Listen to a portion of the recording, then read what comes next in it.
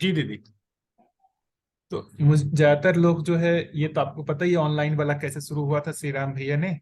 जी। और जो पढ़ने का क्रम चल रहा है उसमें दीदी हाँ। आप अपनी तरफ से जैसा भी, और ये बाकी लोगों को भी कुछ यदि स्पेसिफिक पूछना हो तो दीदी से हाँ। पूछ सकते। ठीक है। तो आप सभी को नमस्ते। और इस समूह के माध्यम से मैं आप सबसे पहली बार बात कर रही हूँ। तो सर्वप्रथम मैं आदरणीय नागराज जी, जो इस मध्य सुदर्शन के प्रणेता है, उनको नमन करती हूँ। उनके प्रति कृतज्ञता को व्यक्त करती हूँ। और जो कुछ भी बातचीत मैं आप सबके साथ में करूंगी, वो इस दर्शन के विद्यार्थी के रूप में ही है। मेरा भी शोध कार्य और उसके अनुसार जीने का जो काम है, जो प्रयास है, वो चल ही रहा है, अभी पूरा नहीं हुआ है। तो निश्चित रूप से इस हैसियत के साथ ही मैं आपसे बात करूंगी।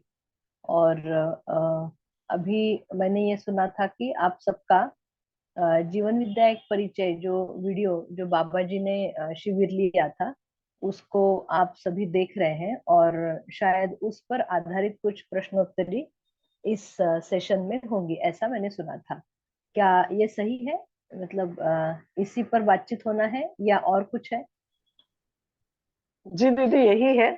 और जी। किसी का कोई स्पेसिफिक कोई प्रश्न होगा तो वो भी पूछ सकते हैं। वैसे वीडियोज ही चल रहा है। आज ठीक। हमारे सुबह के ग्रुप में थर्ड वीडियो चला था। अच्छा। ठीक है, तो मैं आप सभी के साथ आज 6:30 बजे तक रहूंगी। अ, और जैसा ही समय होता है, तो मेरे सामने घड़ी नहीं है, तो आप में से कोई मुझे इशारा कर सकते हैं। ठीक है, हम शुरुआत कर सकते हैं। आप में से किसी को भी जो पूछना है उस पर आधारित आप अपनी बात शुरू कर सकते हैं।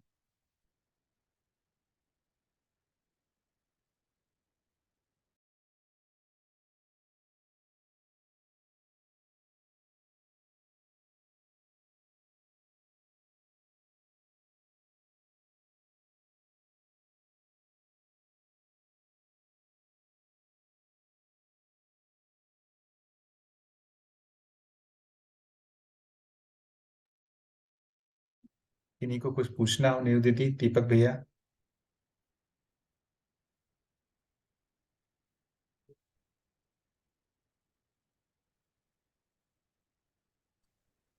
जो आपने सुना है उस पर भी बात हो सकती है।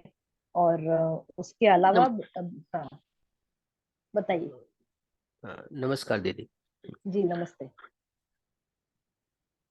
ये अध्ययन जो चालू है, अध्ययन शिविर करते हैं, परिचय शिविर करते हैं, रोज गोष्ठियां भी करते हैं। फिर भी फैमिली में से कंप्लेन आती है कि अभी जो आचरण में हमको दिखता नहीं है। हमको हम्म। कुछ बदलाव इतना महसूस नहीं हो रहा है। हमको हम्म। लगता है अपने आप में सुधार आ रहा है, हाँ, अंदर फील हो रहा है, तृप्ति हो रही है, शांति हो रही है। मगर जब फैमिली फीडबैक लेते हैं तो वो लोग बोलते हैं कि ऐसा कुछ आचरण में कुछ चेंजेस दिख नहीं रहा है। जी। तो उसको कैसे समझे और क्या, वो जरा बताइए दीदी। जी। आप कब से जुड़े हैं भैया? एक आध साल हुआ।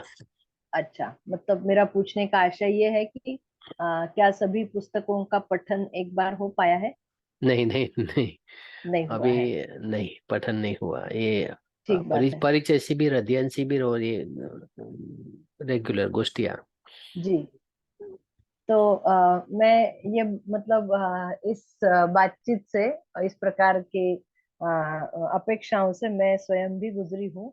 क्योंकि हम इस रास्ते पर जब चलते हैं, हमारे इर्द गिर्द इस तरह के जो भी प्रयास है ना, उन्हीं प्रयासों के जैसा इस प्रयास को गिना जाता है। पहली ये बात है, इसकी जो गंभीरता है और इस पर चलने के लिए जो अपने में तैयारी करना है, वो तैयारी ही लंबी भी है और थोड़ी और गहरी भी है। और इसका अंदाज हमारे आसपास जो अपने ही परिवार के लोग हैं या परिचित जो लोग हैं, उनको ये तब तक नहीं हो पाता है जब तक वो स्वयं इस प्रक्रिया से गुजरते नहीं है। नहीं तो जो सुनी सुनाई बातें हैं अगल बगल में, जितने भी टीवी चैनल और यूट्यूब और इन सब पर कुछ ना कुछ स्पिरिचुअलिटी के नाम से कुछ कुछ आता रहता है, लोग सुनते रहते हैं और छोटे छोटे जो मोमेंट्स में उनको, जो उनको डूज एंड डोंट्स के रूप में बताया जाता है, उतना करते रहते हैं, तो उनको लगता है कि ये भी उसी तरह का कोई प्रयास होगा। जब हमें स्वयं ये पता चलता है कि मैंने इसलिए आपसे पूछा कि आपने सभी पुस्तकों का पठन किया है क्या। तो मैं स्वयं अपने आप को देखती हूँ, इतने वर्षों में मैंने स्वयं भी कई सारे परिचय शिविर किए। सभी पुस्तकों को पढ़ने का मौका मिला। कितनी बार पढ़ा ये मैंने गिना तो नहीं, लेकिन कुछ एक बार पढ़ना तो हुआ। कुछ पुस्तकों को पढ़ाने का भी अवसर मुझे मिला। इन सब से गुजरते हुए मैंने अपने में ये देखा कि हमारे स्मृति क्षेत्र में, हमारी मेमोरीज में इतनी सारी इंफॉर्मेशन है, उसके साथ में ये इंफॉर्मेशन मिल जाती है। कई बार इस इंफॉर्मेशन को हम अलग नहीं कर पाते हैं। जब लोग लगातार लंबे समय तक इसके साथ जब जुड़े रहते हैं, तो फिर इस जो सूचना है या इंफॉर्मेशन के साथ में हमारा जब गहराई बढ़ता है, तो फिर इसके अनुसार एक मतलब हमको लगता है कि जो कुछ भी दर्शन में लिखा गया है और उसके बारे में जो कुछ भी कहा गया है वो मैंने पढ़ा है, तो अब मेरे पास पहले से जो सूचनाएं हैं और दर्शन से मिली हुई जो सूचनाएं हैं, इनमें मेरा आपस में तुलना होता ही रहता है। अब इसमें से जो मुझे इम्पोर्टेंट लगता है और जिसकी प्रायोरिटी मुझ में बनती है, उस तरह का आचरण हमारे द्वारा उस समय होता है। लेकिन जब हम शुरुआती दौर में पुस्तकों को पढ़ते हैं, तो पढ़ते समय तो हमारा मन उसमें लगता है, लेकिन जैसे ही हम उस पुस्तक से या उस रिकॉर्डिंग से हटते हैं, तो दिन भर का अधिकतर समय हमारी पहले की मान्यताओं के अनुसार हमारा आचरण होता है। उसमें कुछ बदलाव जरूर होते हैं, लेकिन शायद वो बदलाव ऐसे ना हो जो सामने वाले को दिखे। वो हमारी मानसिकता के स्तर पर सूक्ष्म रूप में बदलाव बदलाव होते हैं, और उन बदलावों के साथ आचरण में कोई बड़ा परिवर्तन हो, ऐसा हो नहीं पाता। और अगर होता भी है तो भी वो लंबा टिक नहीं पाता। ऐसी कोई एडवर्स कंडीशंस आ जाए, उस समय हम आवेशित होते हैं, उस समय हम दुखी होते हैं, और सामने वाला उसको पॉइंट आउट करता है, देखो तुम तो ये पढ़ रहे हो लेकिन अभी तुम्हारे आचरण में आया नहीं है। तो आचरण में आना ये भी एक लंबी प्रक्रिया है, गहरी भी प्रक्रिया है, और जितना हम इसके साथ में गहराई से लगेंगे, धीरे धीरे वो अनफोल्ड होता जाता है। दूसरी तीसरी बात ये महत्वपूर्ण लगती है इसके साथ साथ, अगर इसके अनुसार हमारे आचरण में बदलाव आ भी जाए, तो भी सामने वाला व्यक्ति तो अपनी उनकी अपनी मान्यता से मेरे आचरण को देख रहा है। तो जब तक इस दर्शन के अनुसार आचरण का स्वरूप क्या है मानवीयतापूर्ण ढंग से, ये उनकी सूचना में आना और उस पर उनका कम से कम आस्था होना, विश्वास होना, तब तक वो हमारे किए हुए आचरण के जो बदलाव है छोटे छोटे, उनको अप्रिशिएट भी नहीं कर पाते हैं। वो देख नहीं पाते हैं कि इतने छोटे छोटे बदलावों के लिए भी कितना हमको मेहनत करना होता है अंदर से। तो सभी लोगों को इसमें से गुजर करके ही वो आचरणों में बदलाव आने का समय, उसमें टिके रहने के लिए लगने वाला बल, और इसमें रहने वाली जो आगे की जो कंटिन्यूटी है, इसका एक अंदाजा हम स्वयं के साथ में बाकी लोगों को भी आ पाता है। तो मैं भी इन सारी प्रक्रियाओं से गुजरी भी हूँ और अभी भी गुजरती हूँ। और शायद आप सभी मेरी इस बात से सहमत होंगे कि आप सबने भी कम अधिक रूप में इस तरह के एक्सपीरियंसेस को किया होगा।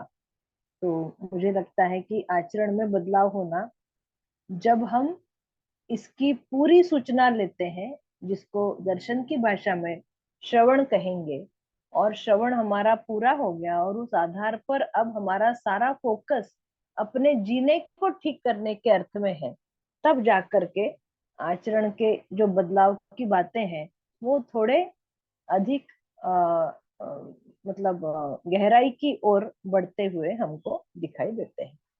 तो मेरी ओर से इतना ही।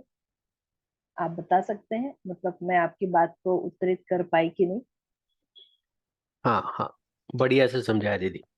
जी। Thank you. धन्यवाद भैया।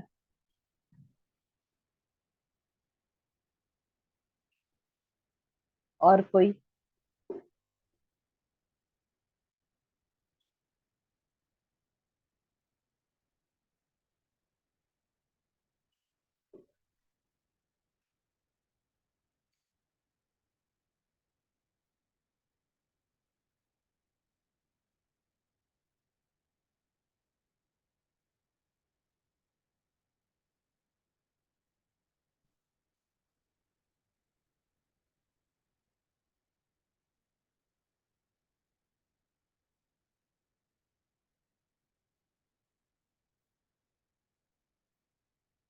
और कोई मुद्दा जो आपने रिकॉर्डिंग सुना उसके बारे में?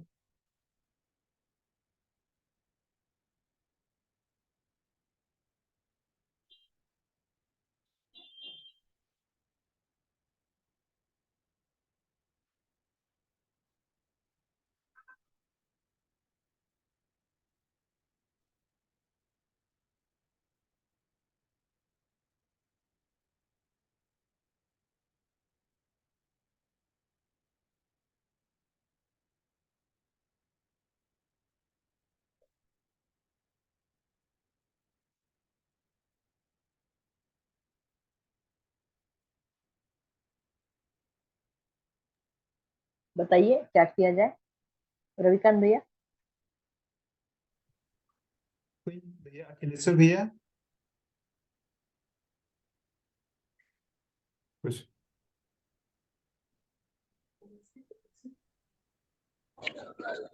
जी भैया, आपकी आवाज कई बार ब्रेक हो रही है। भैया मेरे कहा सुवर्णा दीदी हैं, है ना? पिछली बार अपनी बात हुई थी कि सुवर्णा दीदी लेंगी सेशन। तो कुछ भी प्रश्न हो जो भी, है ना, वो दीदी हैं अवेलेबल, आप पूछ सकते हैं सभी लोगों से जो भी लेट जुड़े हैं। सुवर्णा दीदी अभी जुड़ी हुई हैं। जिनको भी जो भी प्रश्न हो दर्शन से लेकर के, वो आप सुवर्णा दीदी से पूछ सकते हैं। आप लोग सभी लोग परिचित होंगे ना सुवर्णा दीदी से? हाँ हाँ हाँ, बिल्कुल बिल्कुल। हाँ। नमस्ते दीदी। नमस्ते भैया। आप नमस्ते ठीक दीदी हैं? जी। नमस्ते। हाँ नमस्ते दीदी, मैं नया हूँ इसमें ग्रुप जी में। नमस्ते। हाँ। तो हाँ, मेरा नाम कृष्ण गोपाल है। जी। मैं भी टेक्सटाइल इंजीनियरिंग कॉलेज भीलवाड़ा में असिस्टेंट प्रोफेसर हूँ। अच्छा। और हाँ, और जीवन विद्या का पहला कैंप हुआ था नवंबर में, नवंबर जी। 22। यहाँ पर जी। भानु भैया आए थे। हाँ। भानु भैया के कैंप, तो वो वाला वर्कशॉप कॉलेज में था। हाँ। हम फर्स्ट ईयर में जब उस समय स्टूडेंट डेवलपमेंट प्रोग्राम चल रहा था हमारे यहाँ पे, वो अभी यूनिवर्सिटी की तरफ से नहीं है। तो यहाँ एक भैया है सुनील जी आगीवाल, हाँ। उन्होंने कंडक्ट करवाया था। तो 7 डेज उसमें फर्स्ट ईयर के बच्चे भी थे और बाहर के भी कुछ लोग थे। तो क्योंकि कॉलेज ओके। में हुआ तो मैंने भी इसको ज्वाइन किया। उसके पहले भी मेरा एक्सप्लोरेशन है, बट हम्म। जीवन विद्या या यूएचवी में मैं नया हूँ। हम्म। तो अब उस वर्कशॉप के बाद मुझे काफ़ी कंटेंट अच्छा लगा, मेरे एक्सप्लोरेशन में उससे काफ़ी मदद भी मिली। फिर हम्म। उसके बाद जनवरी में मैंने AICTE प्लेटफॉर्म पे UHV 1 किया, फिर UHV 2 भी किया। तब से वॉलेंटियरिंग भी कर रहा हूँ। अभी 60-70 में भी जाके आया था, जी। वहाँ पर कानपुर। जी। और उसके बाद एक अध्ययन बिंदु हुआ था जिसमें श्री राम भैया आए थे, हाँ। भीलवाड़ा में कॉलेज में हुआ था। तो फिर श्री हाँ। राम के बारे में जानकारी दी, तो कुछ समय के बीच में वापस कनेक्ट नहीं हो पाया। आवाज लास्ट, चली गई भैया आपकी। अभी आ रही है आवाज दीदी? हाँ, अभी आ रही है, बीच में हाँ एक सेंटेंस चला हाँ गया। दीदी, तो श्री राम हाँ। भैया से वापस बात हुई थी मेरी। फिर भैया ने रविकांत भैया का नंबर दिया था और मुझे हाँ। ग्रुप में भी ऐड किया था। तो लास्ट संडे मैंने ज्वाइन किया फर्स्ट टाइम। जी। और अभी वापस ये सेकंड टाइम है मेरा। ओके। ये अध्ययन वगैरह ऐसा मैंने कुछ डिटेल में नहीं किया, लेकिन अध्ययन बिंदु में श्री राम भैया ने जब काफी पॉइंट्स लिए तो थोड़ी सी समझ हाँ। पड़ी है, क्लियरिटी भी आई है। और लास्ट हाँ। सेशन जो मैंने किया था लास्ट संडे को, तो उसमें मुझे हाँ। काफी, मतलब जो भी समझा रहे थे सारी चीजें समझ में भी आ रही थी। जी। तो बस ये मेरा थोड़ा परिचय और जो भी मैं एक्सप्लोर कर पाया हूँ वो मैंने बताया दीदी। हाँ। बढ़िया भैया।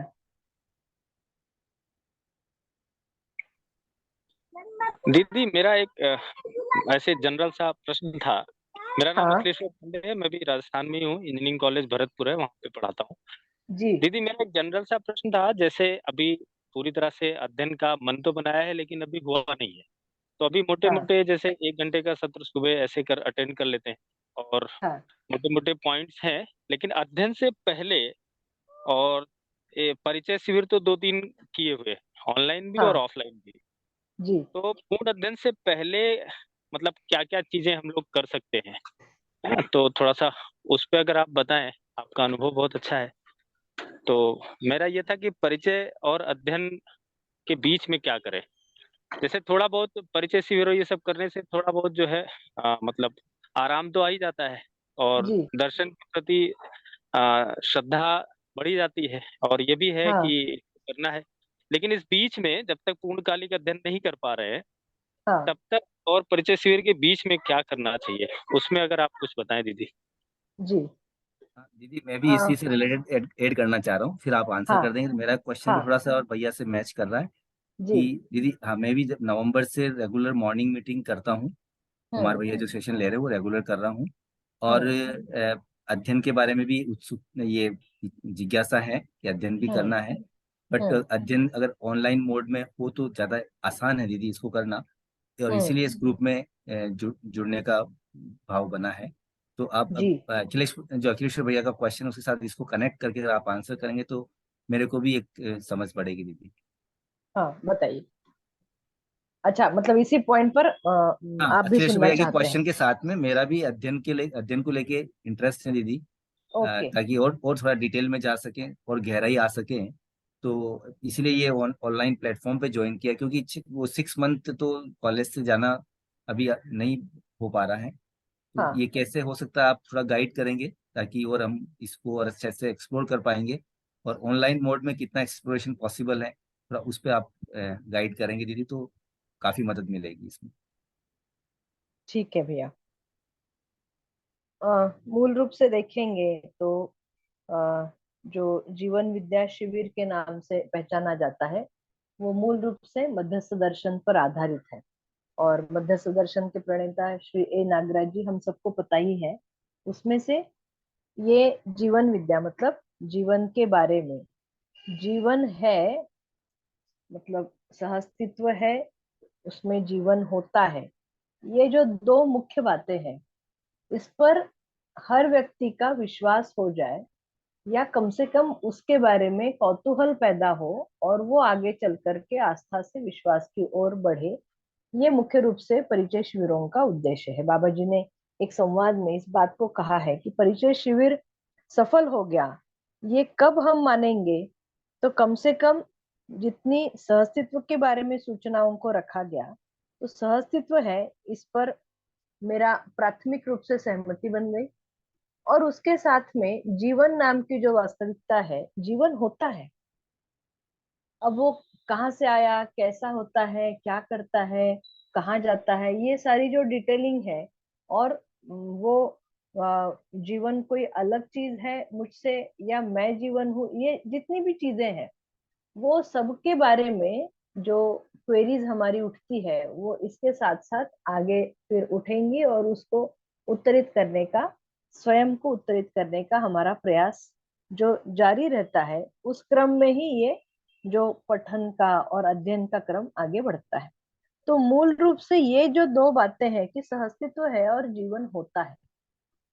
अब उस कड़ी को जब हम आगे बढ़ते हैं, जब मैंने इसकी शुरुआत की थी, तो हमको भी हमारे मित्रों ने बताया था, जब हम किसी भी व्यक्ति का परिचय परिचय शिविर सुनते हैं, तो उस व्यक्ति का अपना एक बैकग्राउंड है, उन्होंने किसी क्षेत्र में काम किया है, किसी क्षेत्र में सोचा है, किसी क्षेत्र में उनका एक्सपर्टीज है। लेकिन ये अभी जिस तरह की शिक्षा पद्धति और पारिवारिक और सामाजिक माहौल में हम ये देख पाते हैं कि ये कोई आवश्यक नहीं है कि हर व्यक्ति का हर दिशा में शुरुआत में ध्यान गया हो। निश्चित रूप से जैसे जैसे हम अध्ययन क्रम में बढ़ते हैं, कई जगहों पर हमारा ध्यान जाने लगता है। वो दार्शनिक क्या महिमा है, उन्होंने इस ढंग से इस अध्ययन करने की विधि को हमारे सामने रख दिया। अब हम इसको देख पाते हैं कि जब किसी एक व्यक्ति से हमने परिचय शिविर सुना, तो अगर संभव है, और अभी आप सब दोनों ने कहा कि ऑनलाइन जो प्रक्रिया है वो हमारे लिए आसान है, तो मैंने जब शुरू किया था ऑनलाइन का तो कोई चक्कर नहीं था। तो ये प्रयास किया, शुरुआत में मैंने 8-10 अलग अलग व्यक्तियों से परिचय शिविर सुनने का प्रयास किया, ताकि वो अलग अलग क्षेत्रों में काम करने वाले, अलग अलग बैकग्राउंड के लोग थे और उनका ध्यान अलग अलग बिंदुओं पर गया था। तो शुरुआती दौर में हर 1.5-2 महीने बाद अलग अलग व्यक्तियों से परिचय शिविरों को सुनना, तो आपके लिए ये मुश्किल तो नहीं है, क्योंकि अभी तो बहुत सारे लोगों के परिचय शिविर हमको यूट्यूब पर मिल जाएंगे।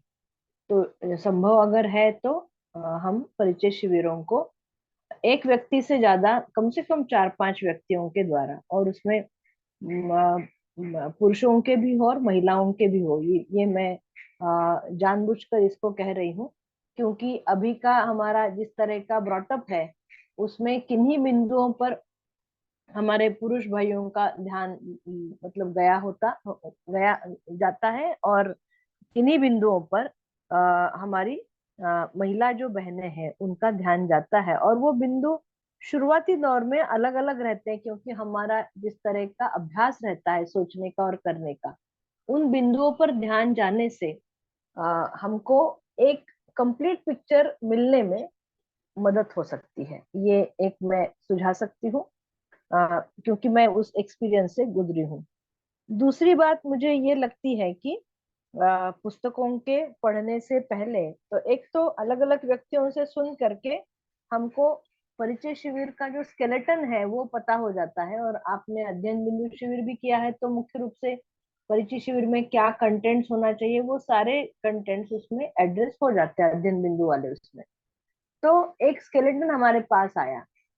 जब हम पुस्तकों को पढ़ते हैं या फिर उसके आधार पर जीने के प्रयास में, अभ्यास में हम लगते हैं, तो जो कंटेंट है वो उस स्केलेटन से ज्यादा कुछ होता नहीं है। मतलब हम अगर शुरुआत करें सहअस्तित्व से, और अगर हम उसका मानव के जीने में व्यवस्था के रूप में जीने का जो प्रकटन है, परिवार मूलक ग्राम स्वराज व्यवस्था के अर्थ में आपने जो अध्ययन बिंदु में उसको देखा, तो अंततः इतना ही विस्तार है सहअस्तित्व आधार के रूप में, और जो मानव के द्वारा उसका प्रकटन है व्यवस्था के रूप में जीने के अर्थ में। तो ये जो पूरा रेंज है, ये हमारे पास स्केलेटन आ गया। अब जब हम पुस्तकों को पढ़ते हैं और जब हम जीने की कोशिश करते हैं, तो इसकी जो बारीकियां हैं, जो सूक्ष्मताएं हैं, वो भरने लगती है धीरे धीरे। पहले सूचनाओं से भरती है, वो पहला स्टेप जरूरी है। जो कुछ भी हमने पढ़ा उसको स्मरण में रहना भी जरूरी है, नहीं तो हम जीते समय उसको अप्लाई किस रूप में करना है, अप्लाई हो पा रहा है कि नहीं हो पा रहा है, और अप्लाई हुआ तो उसका रिजल्ट क्या आया, ये सब देखने के लिए भी वो सारी चीजें स्मरण में रहना तो जरूरी है। तो इतना जब हमारे ध्यान में आता है, तो अलग अलग व्यक्तियों के द्वारा हम परिचय शिविरों को सुनने के बाद, अभी आपने देखा कि इस समूह में जो एक पढ़ने का क्रम श्री राम भैया ने सबके सामने रखा, तो उसमें 2-3 पुस्तकें संकलन के रूप में आप सबके सामने रखी गई, और शायद आपने पढ़ी होंगी, ऐसा मैं मानती हूँ जिस क्रम में आप आगे बढ़ रहे हैं। तो उसमें सभी पुस्तकों से जो कंटेंट परिचय शिविर के मुद्दों में मिला है, उसको एकत्रित करके हम सबको एक पढ़ने के लिए उपलब्ध हुआ। तो उससे भी अब ये जो मुद्दा किसी व्यक्ति ने हमारे सामने परिचय शिविर के कंटेंट को रखते समय अपने ढंग से, अपनी स्टाइल से रखा, उसका जो दार्शनिक आधार है दर्शनवाद शास्त्र में, उसके रेफरेंसेस कहाँ पर है, वो रेफरेंस के साथ में आपको उन संकलन में आपने पढ़ा होगा तो मिला होगा। तो ये एक महत्वपूर्ण कड़ी के रूप में ये 2 संकलन आपको मिले हैं, जो हमने जब शुरुआत किया था वो हमको उपलब्ध नहीं थे, तो ये अभी अभी उपलब्धता हुई। तीसरी बात, फिर जो पढ़ते समय मुख्य रूप से जो कुछ भी रिकॉर्डिंग्स बाबा जी के साथ में जिज्ञासुओं की हुई है, तो वो प्रश्नोत्तरी को सुनना भी साथ साथ ठीक हो पाता है। और उसको आप लोग कर ही रहे हैं अभी जो वीडियो देख रहे हैं, ताकि जिन अर्थों में, जिन शब्दों को या जिन कंसेप्ट्स को बाबा जी ने रखा है वो हमारे ध्यान में रहते हुए हम उन पुस्तकों को जब पढ़ते हैं और परिभाषा विधि से पढ़ते हैं तो वो हमको उन अर्थों तक जाने का एक मतलब रास्ता खुलता है, या हमारे में वो सारी चीजें बैठने में हमको मदद हो जाती है। तो इस तरह से देखेंगे कि अ, जब भी हमको ये अवसर मिलेगा कि हम किसी स्थान पर प्रत्यक्ष जाकर के ऑफलाइन विधि से और किन्हीं व्यक्तियों के ग्रुप में एक दूसरे के साथ हम इन चीजों को पढ़ेंगे भी और सुनेंगे, उस पर चर्चा करेंगे, उसका अपना महत्व तो है ही। लेकिन जब तक ये नहीं कर पाते हैं तब तक ये ऑनलाइन वाली जो प्रक्रिया है वो उस जगह तक हमको ले जाने के लिए कड़ी के रूप में काम करती है। और निश्चित रूप से ये होने के बाद फिर ये पढ़ते हुए, ये सुनते हुए अपने में प्रायोरिटी के रूप में मैं इसको कितना तेजी से या तीव्रता से मैं इसको समझना चाहती हूँ या नहीं चाहती हूँ, इसका भी अंदाज हम सबको आता है। और कई बार हमने ये देखा कि जब 6 महीने का शिविर हुआ छोटी में हम लोग रहे, तो उसमें क्या हुआ, एक दो परिचय शिविर करके लोग सीधे 6 महीने के शिविर में आते थे। अब शुरुआती कुछ लोगों का मन लगता था और वो सत्र पूरा होते तक बना रहता था। कुछ लोगों का मन उखड़ जाता था, एक आध महीना हो गया तो घर की कोई प्रॉब्लम आ गई, या पढ़ते समय हमारा मन नहीं लग रहा है, या जो पढ़ रहे हैं उसका अर्थ हमको पकड़ में नहीं आ रहा है, या जो कुछ भी लिखा है उसको अभी हम कैसा जी पाएंगे, ऐसी तमाम तरह की चीजें सामने उठती है। तो मुझे लगता है कि ये जो ऑनलाइन विधि से आप इससे गुजरेंगे पुस्तकों से, तो इस सारी प्रक्रिया के दौरान आपको बीच बीच में समय भी मिलेगा हम जो पढ़ रहे हैं उसको पचाने का और उस पर सोचने का भी। तो हमको ये अंदाज हो जाता है कि कितनी तीव्रता से मैं इस वस्तु को समझना चाहती हूँ और कितनी तीव्रता से इसके अनुसार मैं अपने जीने में परिवर्तन करना चाहती हूँ।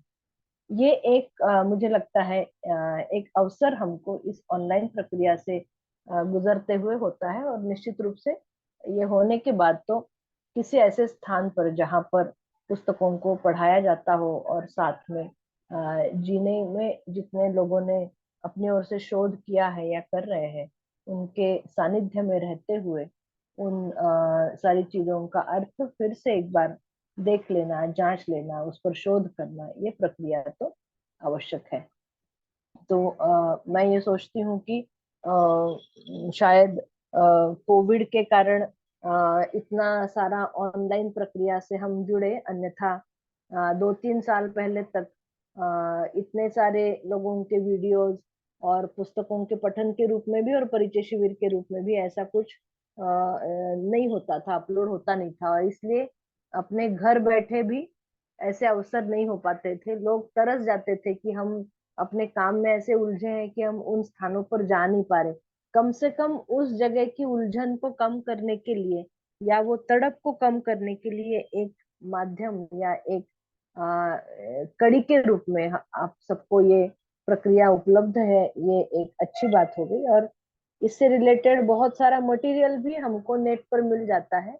लेकिन निश्चित रूप में जैसे जैसे अपनी तैयारी हो जाती है वैसे वैसे उस मटेरियल का अर्थ भी हम अपने जीने के साथ में जोड़ सकते हैं। एक और तैयारी हम मतलब इसके साथ में जोड़ करके करना उचित होगा। आप जहां जहां भी रहते हैं, तो मुझे ये नहीं पता कि आप दोनों भाई अलग अलग जगह से अभी बात कर रहे हैं, ये तो मैं समझ पा रही हूँ, लेकिन आप जहाँ हैं आपके आसपास इससे जुड़े हुए अगर कोई परिवार है, कोई व्यक्ति है, तो उन सब का रेगुलर रूप में मिलना ये भी एक महत्वपूर्ण काम करता है, ताकि हमने इसको सुनते हुए जो भी सोचा उसको शेयर करने का, या उनका भी जो सोचने का ढंग है, उनकी दृष्टि है, उसको सुनने का हमको मौका मिलता है। तो ये 2-3 चीजें महत्वपूर्ण लगती है मुझे। और जैसे हमको अवसर मिलता है हम जरूर ऑफलाइन तरीके से या प्रत्यक्ष रूप में इसको कर सकते हैं। शायद मैं आपकी बात का उत्तर दे पाई।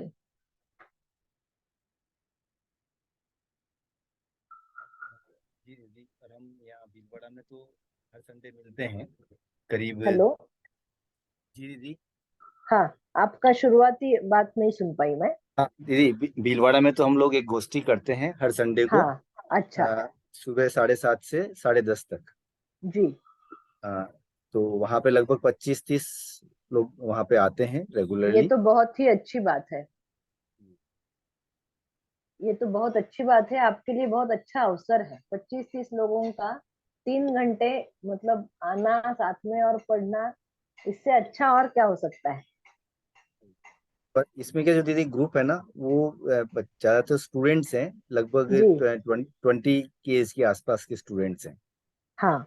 और 4-5 लोग बड़ी उम्र के हैं। तो हाँ। अभी अब लोग उसमें ज्यादातर अभी जो एक्सप्लोरेशन करते हैं, वो जो PSL 1 में हुआ था, जीवन विद्या शिविर 1 में जो होता है, हम्म। उसकी उसके बारे में तो हम काफी डिटेल में बातचीत करते हैं, एक एक पॉइंट को समझने की कोशिश करते हैं। जैसे विश्वास के ऊपर ही पूरा 1-2 दिन निकल गए थे विश्वास के हम्म। कंटेंट को समझने के लिए। और हम्म। उसमें ये करते हैं कि 1-to-1 बात करके भी समझने की कोशिश करते हैं कि जो सामने है बच्चे हैं, वो कितना समझ रहे हैं उस बात को। जी। तो ये वे रहता है। तो थोड़ा ये जो पठन वाला जो है, थोड़ा और डेप्थ में, वो अभी नहीं हो हम्म। पा रहा कहीं पे भी। तो अभी हम्म। इस ग्रुप में भी ये पता नहीं कि अभी क्या सीक्वेंस चल रही है, अभी मैंने किस स्टेज पे ज्वाइन किया है। तो थोड़ा सा हाँ। उसके बारे में अगर जानकारी मिल जाए दीदी, कि अभी हम इसमें कैसे चल रहे हैं, या पठन यहाँ पर अध्ययन जो चल रहा है वो किस तरह से चल रहा है। तो थोड़ा सा हाँ। है, क्योंकि जी, सीक्वेंस भी उसके पता नहीं है बारे कि में। कहाँ, सीक्वेंस पता नहीं दीदी कहाँ से शुरू होती है। जो ओके। शास्त्र की बात की गई है, या जो भी 10 बुक्स के बारे में बात करते हैं, तो उस ओके। बारे में थोड़ा सा क्लियरिटी नहीं हो पाती है। जी, इस समूह के साथ मैं भी आज पहली बार बातचीत कर रही हूँ। लेकिन रविकांत भैया काफी समय मतलब समय से इस समूह के साथ बातचीत करते हैं। और इस समूह में जो एक लिस्ट भेजा गया था, जो हमारे पढ़ने का क्रम है, और उसमें कौन कौन सा हुआ है और कौन सा अभी चल रहा है। तो रविकांत भैया 1-2 मिनट में अगर इस बात को रखेंगे तो ठीक रहेगा। जी भैया। दीदी, अ, विजय भैया आप कुछ बोलना चाह रहे हैं? हाँ भैया, मैं सोच रहा था कि मैं बोलूं। आप अगर बताना चाहते हैं हाँ, तो नहीं बताइए। भैया, आप रखिए। मैं कैसे शुरू किया वो बता सकते हैं। जी जी, मैं बताइए। बता सकता हूँ भैया। हाँ। हाँ, मैं थोड़ा बताता हूँ, फिर आप जोड़ेंगे फिर। जैसे भैया पूछ रहे थे, भैया हम लोग पहले श्रीराम भैया पहले इसको शुरू किए थे, ऐसे ही जीवन विद्या परिचय से शुरू किया। फिर एक हम लोग अध्ययन बिंदु भी किया। फिर अवलोकन, फिर ये भैया सोचे कि बहुत लोग बोल रहे हैं ऑनलाइन करेंगे, तो उन्होंने ये क्रम बनाया, 2.5 साल का ये क्रम बनाया कि इसमें हम लोग 3 ग्रुप में ग्रुप बांटा गया अलग अलग समय में, कि सबको एक ही समय सुटेबल नहीं है। तो एक 6:30 वाला, एक 3:30 वाला दिन में, फिर एक शाम को। तो अभी सब ग्रुप चल दोपहर रहे को हैं। तीन तो बजे है, हमारा दोपहर को मैं तो 3 बजे सुबह है और शाम को 8:30 बजे है, रात हाँ, 3 बजे, शाम को तीन 8:30। बजे और तो मैं सुबह तो साढ़े सुबह छह वाला हूँ, बजे और सुन भैया भी सुबह कभी कभी पहले भी जुड़ते थे, कभी कभी जुड़ते हैं, कभी 3 बजे जुड़ते हैं।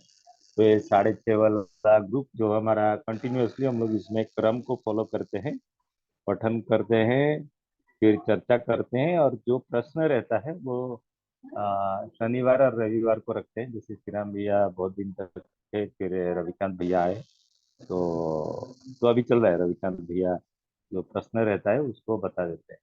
और मुझे भी तो ऐसा लग रहा है कि रेगुलर जुड़ने से, ये ऑनलाइन रेगुलर पठन और गोष्ठी से हम लोगों को बहुत ही फायदा हो रहा है। जैसे हम लोग अभी जीवन विद्या एक परिचय किताब और उसको सुने थे भी बहुत पहले, मगर इस बार जब हम लोग फिर से उसको पढ़े, किताब पढ़ने के बाद फिर बाबा जी का वीडियो सुने, तभी बहुत ही क्लियर हुआ। और वो किताब एकदम अभी सहज ही लग रहा है, और बहुत बढ़िया। हमारे ग्रुप में आनंद भैया है और राम प्रकाश भैया है, जो कि और भी अच्छे से हमको समझने में सही होते हैं। तो बोलूंगा कि बहुत ही बढ़िया चल रहा है, इसी के साथ जुड़े रहेंगे। और जैसे दीदी ने बताया बीच बीच में कहीं पे जाके जो लाइव सेशंस है वो अटेंड करेंगे तो बढ़िया बढ़िया। तो हम लोगों को बहुत क्या फायदा हो रहा है कि रेगुलर जुड़ने से। हाँ, इतना ही बताऊंगा।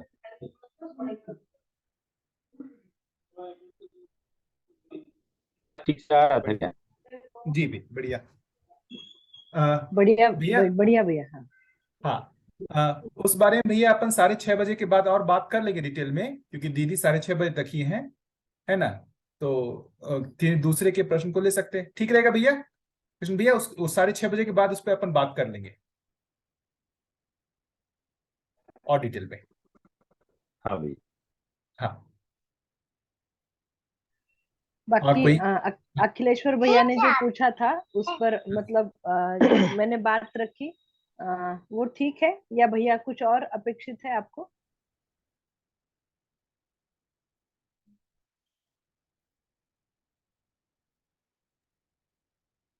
अखिलेश्वर अखिलेश्वर भैया। भैया,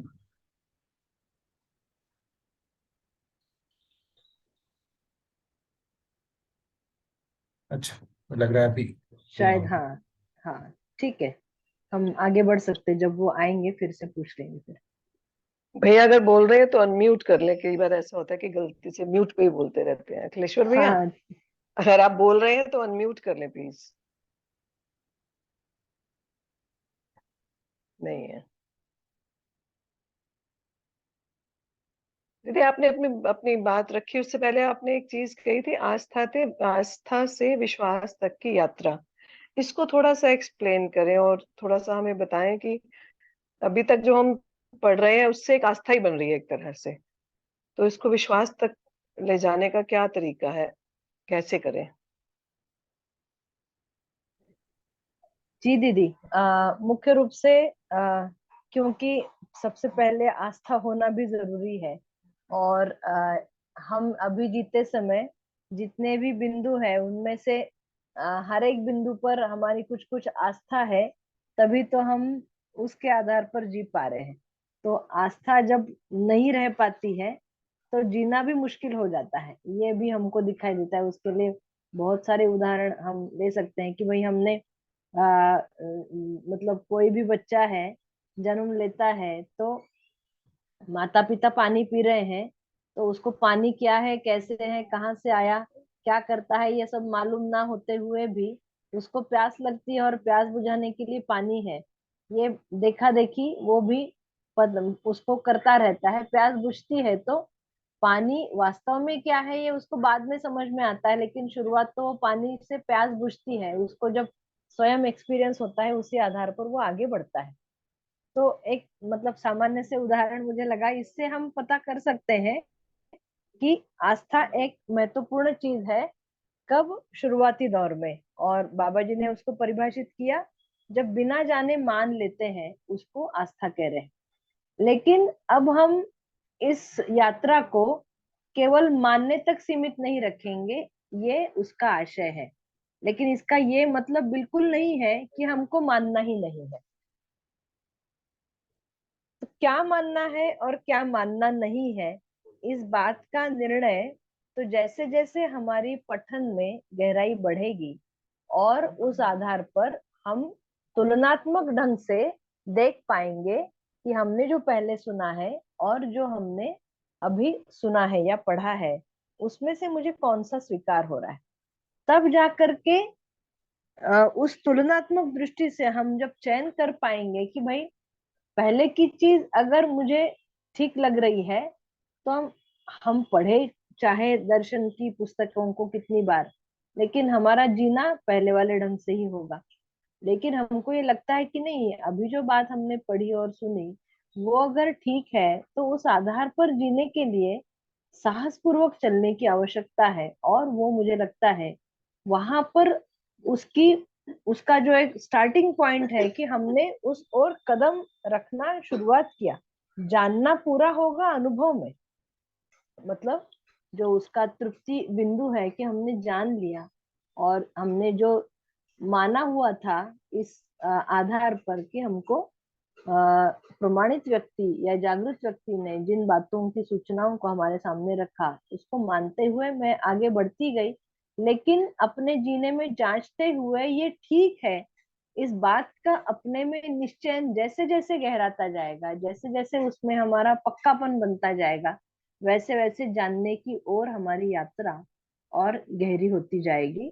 और इसीलिए जैसे ही हम मतलब हमारा जो शोध है, वो शोध शोध वो प्रौढ़ता की जगह में आ गया, और उस आधार पर अब हम वास्तविकताओं को देखने की तैयारी हम में हो गई, तब जा करके अब वो केवल आस्था की बात नहीं रही जो हमने शुरुआती दौर में केवल मान लिया था। क्योंकि हमने उसको जी करके देखने के प्रयास में जितना मुझ में उतार चढ़ाव हुआ, जितना मुझ में प्लस माइनस हुआ, या जितना मुझे सही और गलत का निश्चय करने में ताकत लगाना पड़ा कि वास्तव में जो सही बोला जा रहा है, जो सार्वभौम सही है कि नहीं है, जो गलत बोला जा रहा है वो गलत है कि नहीं है, इस बात का निश्चय करते हुए आगे बढ़ते हुए अब वो केवल आस्था की बात नहीं रही। इसलिए शुरुआती दौर में हम ये कह सकते हैं कि ये बाबा जी ने कहा है, लेकिन जैसे जैसे मैं उसको जांचूंगी और उसको निश्चय पूर्वक अपने में उसको स्वीकार करते जाऊंगी, तो मैं ये कह सकती हूँ कि ये बाबा जी ने कहा, उसको मैंने शुरुआत में मान लिया, उसको मैंने अपने जीने से उसको पुष्ट कर दिया, और ये सही है, ऐसा मेरा भी निष्कर्ष बनता है। उस ओर अब वो केवल आस्था नहीं रही, वहां से जानने की ओर हमने कदम रखा। और जैसे जैसे हम उन चीजों को, वास्तविकताओं को वो जैसी है वैसा देखते जाएंगे, समझते जाएंगे, स्वीकारते जाएंगे, वैसे वैसे जानने की ओर हमारी यात्रा और गहरी होती जाएगी। ठीक है दीदी।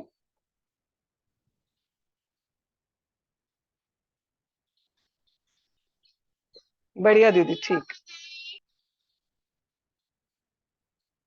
उसमें अपना पुट आता है तो फिर अपने में विश्वास होता है कि नहीं, मैंने देखा है, मैंने जांचा है, मैंने शोध किया है, और अब मैं केवल आंख मूंद करके उसको बोल रहे हैं, केवल मतलब जैसा है वैसा केवल उनके कहने से नहीं कर रही हूँ, तो मैंने भी देखा है और अब मुझे पूरा यकीन हो गया, मैं इस आधार पर आगे बढ़ने के लिए तैयार हूँ।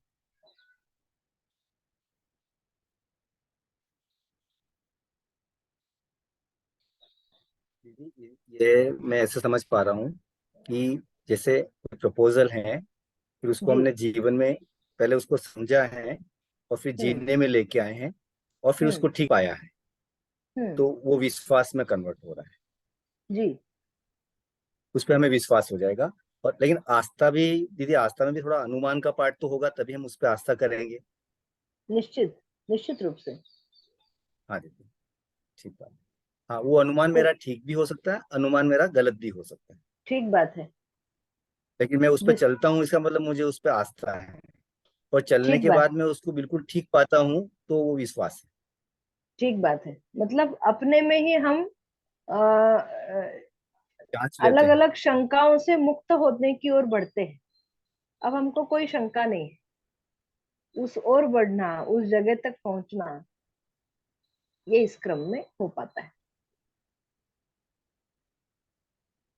नमस्ते दीदी। नमस्ते। आपका हमें बहुत परिचय तो नहीं है, लेकिन आप कितने साल से जीवन विद्या में है, और आपका कोई अनुभव आप शेयर करो तो हमें भी श्रद्धा विश्वास बढ़ेगा। अ, भैया, मैंने स्वयं परिवार के साथ में सन 2005 में पहला परिचय शिविर किया अछोटी में, और उसके बाद से 2-3 वर्षों तक हमने इस बीच में अलग अलग व्यक्तियों के द्वारा अलग अलग स्थान पर जाकर के परिचय शिविर किए, और फिर इसको विधिवत अध्ययन करने का मन बनाया। और हम जहाँ रहते थे, शहडोल नाम की जगह, जो अमरकंटक से 100 किलोमीटर की दूरी पर है, और उस समय फिर बाबा जी के घर आना जाना रहा, उनके साथ में काफी सारी बातचीत रही, और फिर उनके साथ बातचीत से ही हमने ये तय किया कि हम अछोटी में आकर के अध्ययन करेंगे। तो अछोटी में हम सन 2008 से लेकर के 2020-21 तक हमारा रहना हुआ। और वहां पर रह करके जो भी गतिविधियां चलती है उसमें अलग अलग व्यक्तियों के द्वारा परिचय शिविर भी होते रहे, तो उनको भी सुनते रहना, स्वयं भी शिविरों को संबोधित करना। जो पुस्तकों का जो पढ़ने का क्रम है, क्योंकि आदरणीय बाबा जी का आना जाना छोटी में हर 3 महीने में होता ही था, और हम भी व्यक्तिगत रूप में बाबा जी के घर में आते जाते रहे, वहाँ रहते भी रहे, बातचीत भी होती रही। और इस रूप में, और फिर जो पुस्तकों का पढ़ने का क्रम रहा छोटी में, उसमें भी सहभागी होने का अवसर मुझे मिला परिवार के साथ में। और बाकी परिवारों के सहयोग से हमारे जितने भी मित्रगण जो हमसे भी पहले से जुड़े हुए हैं, उन सबके प्रोत्साहन से, मार्गदर्शन से, या फिर सहयोग से ये कह सकते हैं। और मुख्य रूप से आदरणीय बाबा जी, माता जी, उनके परिवार का काफी सारा हमको उनके साथ में रहने का, देखने का, समझने का अवसर मिला। इस रूप में हमारी ये यात्रा रही, और अभी पिछले कुछ समय से हम पुणे में शिफ्ट हो गए, और अभी इसी बात को यहाँ आगे बढ़ाएंगे।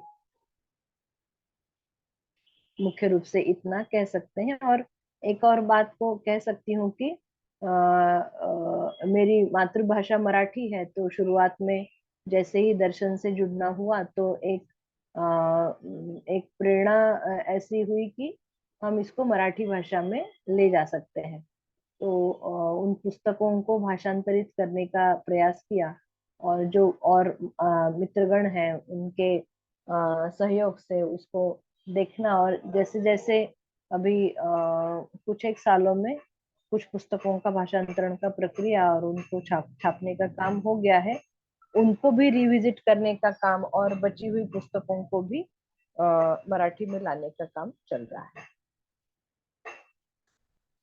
बहुत बढ़िया, थैंक यू जी। कोई अनुभव शेयर करे तो। अनुभव तो बहुत सारे हैं, मतलब किस तरह का अनुभव आप कहते हैं भैया? मतलब आप बाबा से जुड़ने से पहले आपकी लाइफ जो भी हो, और इसमें जुड़ने से बाद आप में क्या परिवर्तन दिखा आपके अंदर? एक बात जरूर शेयर कर सकती हूँ। दर्शन से जुड़ने से पहले बेसिकली मैंने और मेरे पति, हम दोनों ने इंजीनियरिंग की पढ़ाई की, लेकिन उसमें हमने काम नहीं किया, और सामाजिक क्षेत्र में काम करने से हमने शुरुआत की। और अलग अलग मतलब हम यूपी में, एमपी में, और इधर छत्तीसगढ़ में अलग अलग जगह पर रहे, और जमीनी स्तर पर अलग अलग गांव में रहते हुए हमने इसके दर्शन से जुड़ने से पहले काफी सारा काम किया।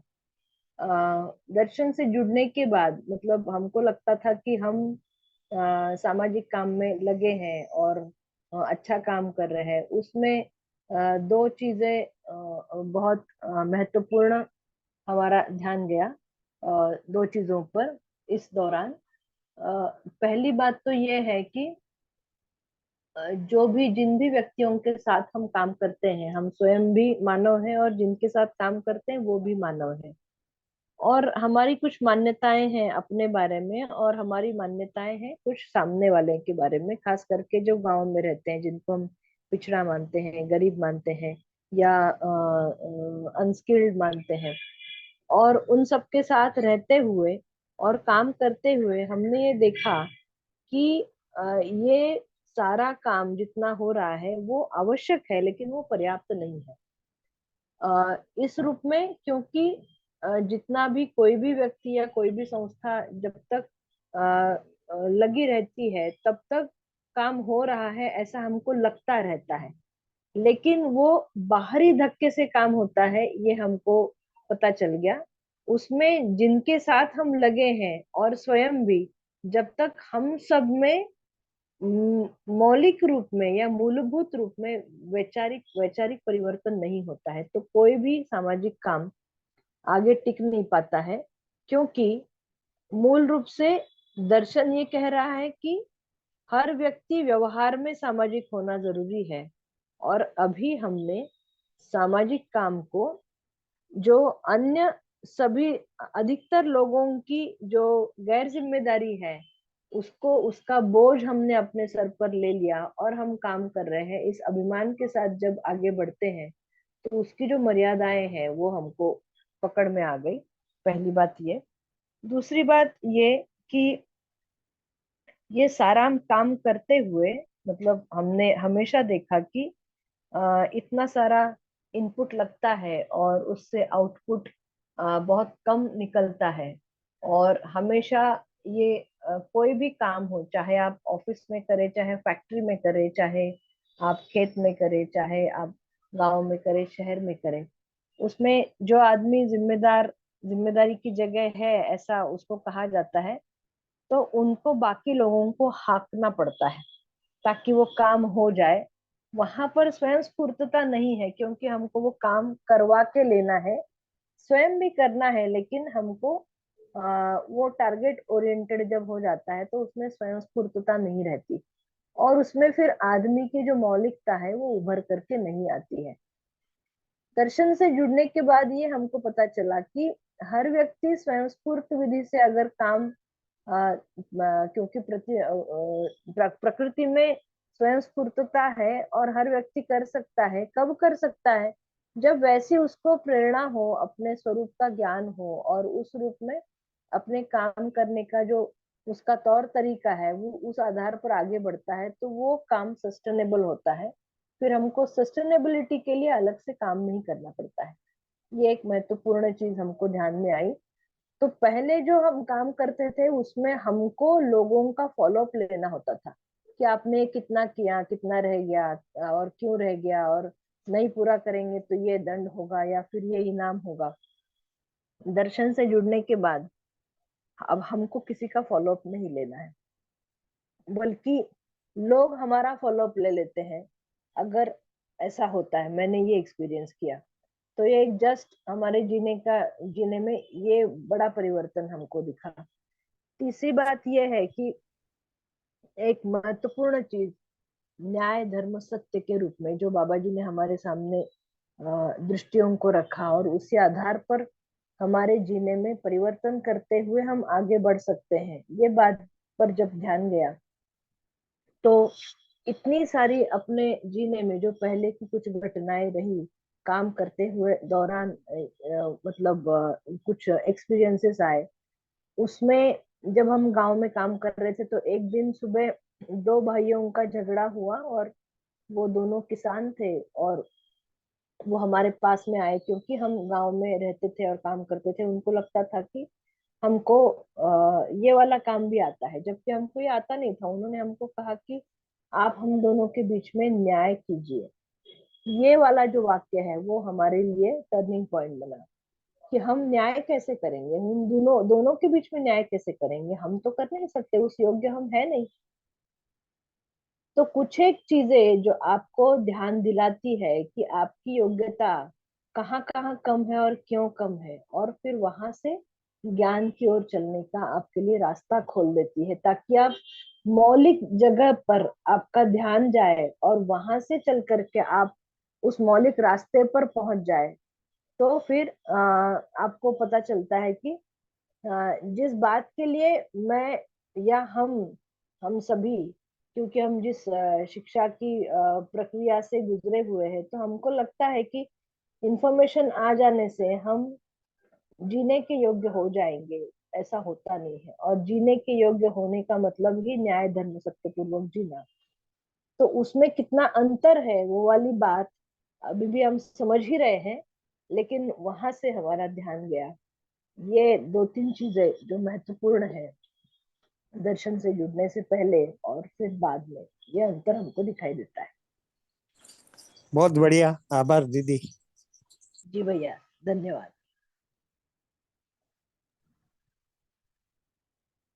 दीदी आपको रिमाइंड करवा रहे हैं कि 6:30 होने वाले, 1 मिनट है, आपने कहा था घड़ी नहीं है आपके पास, जी तो जी, रिमाइंड करवा दे। बिल्कुल बिल्कुल, बहुत बहुत धन्यवाद। तो बहुत अच्छा लगा दीदी दीदी, आपसे पहली बार मुलाकात हुई है। योगेश भैया दीदी से तो आप आया पर्सनली करिएगा 2-3 बार मिले जब थे। जब भी आप आ सके। जी बहुत बढ़िया। जरूर आऊंगी, जरूर आऊंगी। तो कल भी हाँ, 1 घंटा रहूंगी मैं, 5:30 ठीक से 6:30, है ना। ठीक है, ठीक है, ठीक। और आप सभी बहुत का अच्छा। धन्यवाद।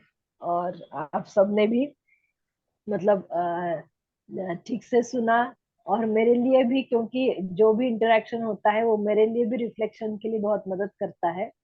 तो फिर एक बार आप सभी का बहुत बहुत धन्यवाद। और मैं सुवर्णा दीदी, रविकांत भैया को आग्रह करूंगी कि वो आगे फिर कंटिन्यू करेंगे। सुवर्णा दीदी, जी भैया, जी भैया। बहुत आपके बहुत शुक्रिया आपके दीदी। आपके पति का नाम क्या दीदी? योगेश शास्त्री। योगेश दीदी वो तो शास्त्री जी। अभी भीलवाड़ा आए थे 1-1.5 महीने पहले ही। जी जी। और वो जहाँ हम लोग गोष्ठी करते हैं, भैया ने पूरा उस दिन 2-2.5 घंटे भैया वहीं थे। अच्छा। भैया एक से बढ़कर एक हैं। हाँ, नहीं तो मैं एक्चुअली कनेक्ट कर पा रहा हूँ क्योंकि उस समय बात हुई थी, वो पुणे से आए हैं, फिर अब आपकी बात से भी मुझे लगा, इसलिए मैंने पूछ लिया नाम। जी। जी जी जी, ठीक बात योगेश है। भैया से मिले हैं हम दीदी, आप थे नहीं उन दिनों। हम ओके। लोग, मैं दिल्ली गवर्नमेंट का जो टीचर्स का ग्रुप गया था अध्ययन के हाँ लिए, हाँ हाँ। उसमें थी मैं उसमें। और जी योगेश भैया से मिलके सभी बहुत बहुत खुश हुए थे। बहुत मतलब क्या कहूँ, प्रभावित तो नहीं, प्रेरित कह सकती हूँ। हाँ, प्रेरित हुए थे। जी जी। बहुत ही अच्छा लगा था उनसे। एक दीदी आउट ऑफ द कॉन्टेक्स्ट बात है, मैं पूछना चाह रही हूँ, गुलूकंद बन रहा है दीदी अभी? जी जी बन रहा है। अच्छा, कहीं ग्रुप में डाल देंगे, कैसे मंगवा सकती हूँ? योगेश जी बता पाएंगे उसके बारे में। अच्छा, चलिए ठीक है ठीक क्यों। है। हाँ हाँ हाँ। ठीक है दीदी। ठीक है, थैंक यू दीदी। ठीक। जी धन्यवाद रविकांत भैया। जी जी दीदी। जी दीदी। ठीक है। ठीक। ठीक रहा हाँ ना। हाँ, बहुत बढ़िया रहा ओके। दीदी। जी ठीक ओके। है। आप सभी को जी नमस्ते। और मिलेंगे कल, बाकी आप आगे कंटिन्यू कर सकते हैं। जी जी। ठीक है जी, नमस्ते। ठीक। नमस्ते। नमस्ते। बढ़िया। बहुत अच्छा रहा। मैं सुवर्णा दीदी को तो मैं बहुत दिनों से जानता हूँ। दोनों ही लोग, जैसे सुवर्णा दीदी और योगेश भैया, मतलब एक जो, मैं जीवन विद्या में जितने मैंने देखा है बहुत सारे लोगों में से, उनमें से मैं इन दोनों लोगों को निहायत ही ईमानदार निष्ठान्वित लोगों में से मैं पहचानता हूँ। दोनों ही लोग मतलब इस दर्शन को अपने जीने में कैसे आए, उस अर्थ में इसको काफी गहन शोध में लगे हुए हैं, एकदम ईमानदारी के साथ, सहजता से, सरलता से। तो इन लोगों के साथ जब भी मतलब जीने का मौका मिलता है, मुझे तो बहुत ही प्रेरणा मिलती है ना। बढ़िया। जी भैया, योगेश भैया से मिले थे तो बहुत मतलब ऐसे लगा था कि सच में ये व्यक्ति हैं जो जो बात कह रहे हैं सामने खड़े होकर, जी रहे हैं। उनकी हर बात में, उनके हर एक्शन में ये बिल्कुल साफ साफ झलकता था। बहुत ही बढ़िया तो था। नीरू दीदी जी, योगेश भैया से मिले थे तो सुवर्णा दीदी से भी मिले थे, ध्यान कीजिए। सुवर्णा हम भी दीदी थे कहाँ आई थी तब? हाँ हाँ, मिले थे लास्ट में, आखिर में। अच्छा, फिर मुझे ध्यान नहीं है बिल्कुल सुवर्णा हम दीदी भी का। थे ना आपके साथ, हम भी थे उस हाँ समय, हाँ, ठीक है। जी जी जी, बिल्कुल बिल्कुल, आप भी थे इनके वहीं घर पर। इनके घर उधर एक घर में रहते थे वो, एक हाँ झोपड़ी सी हाँ, घर गए थे, राइट राइट राइट, पर दीदी नहीं थी जब हम गए थे। थी। मुझे नहीं, मैं नहीं मिली हूँ। हाँ, मैं नहीं मिल अच्छा, पाई। ठीक है, ठीक। हाँ रविकांत भैया नमस्कार। नमस्ते भैया। तो सोना दीदी का जैसे भी अगर इसमें होगा तो भैया एक लाइन लिख देंगे कि इतने बजे से माने है, जैसे आज जैसे डाले थे उसी प्रकार से।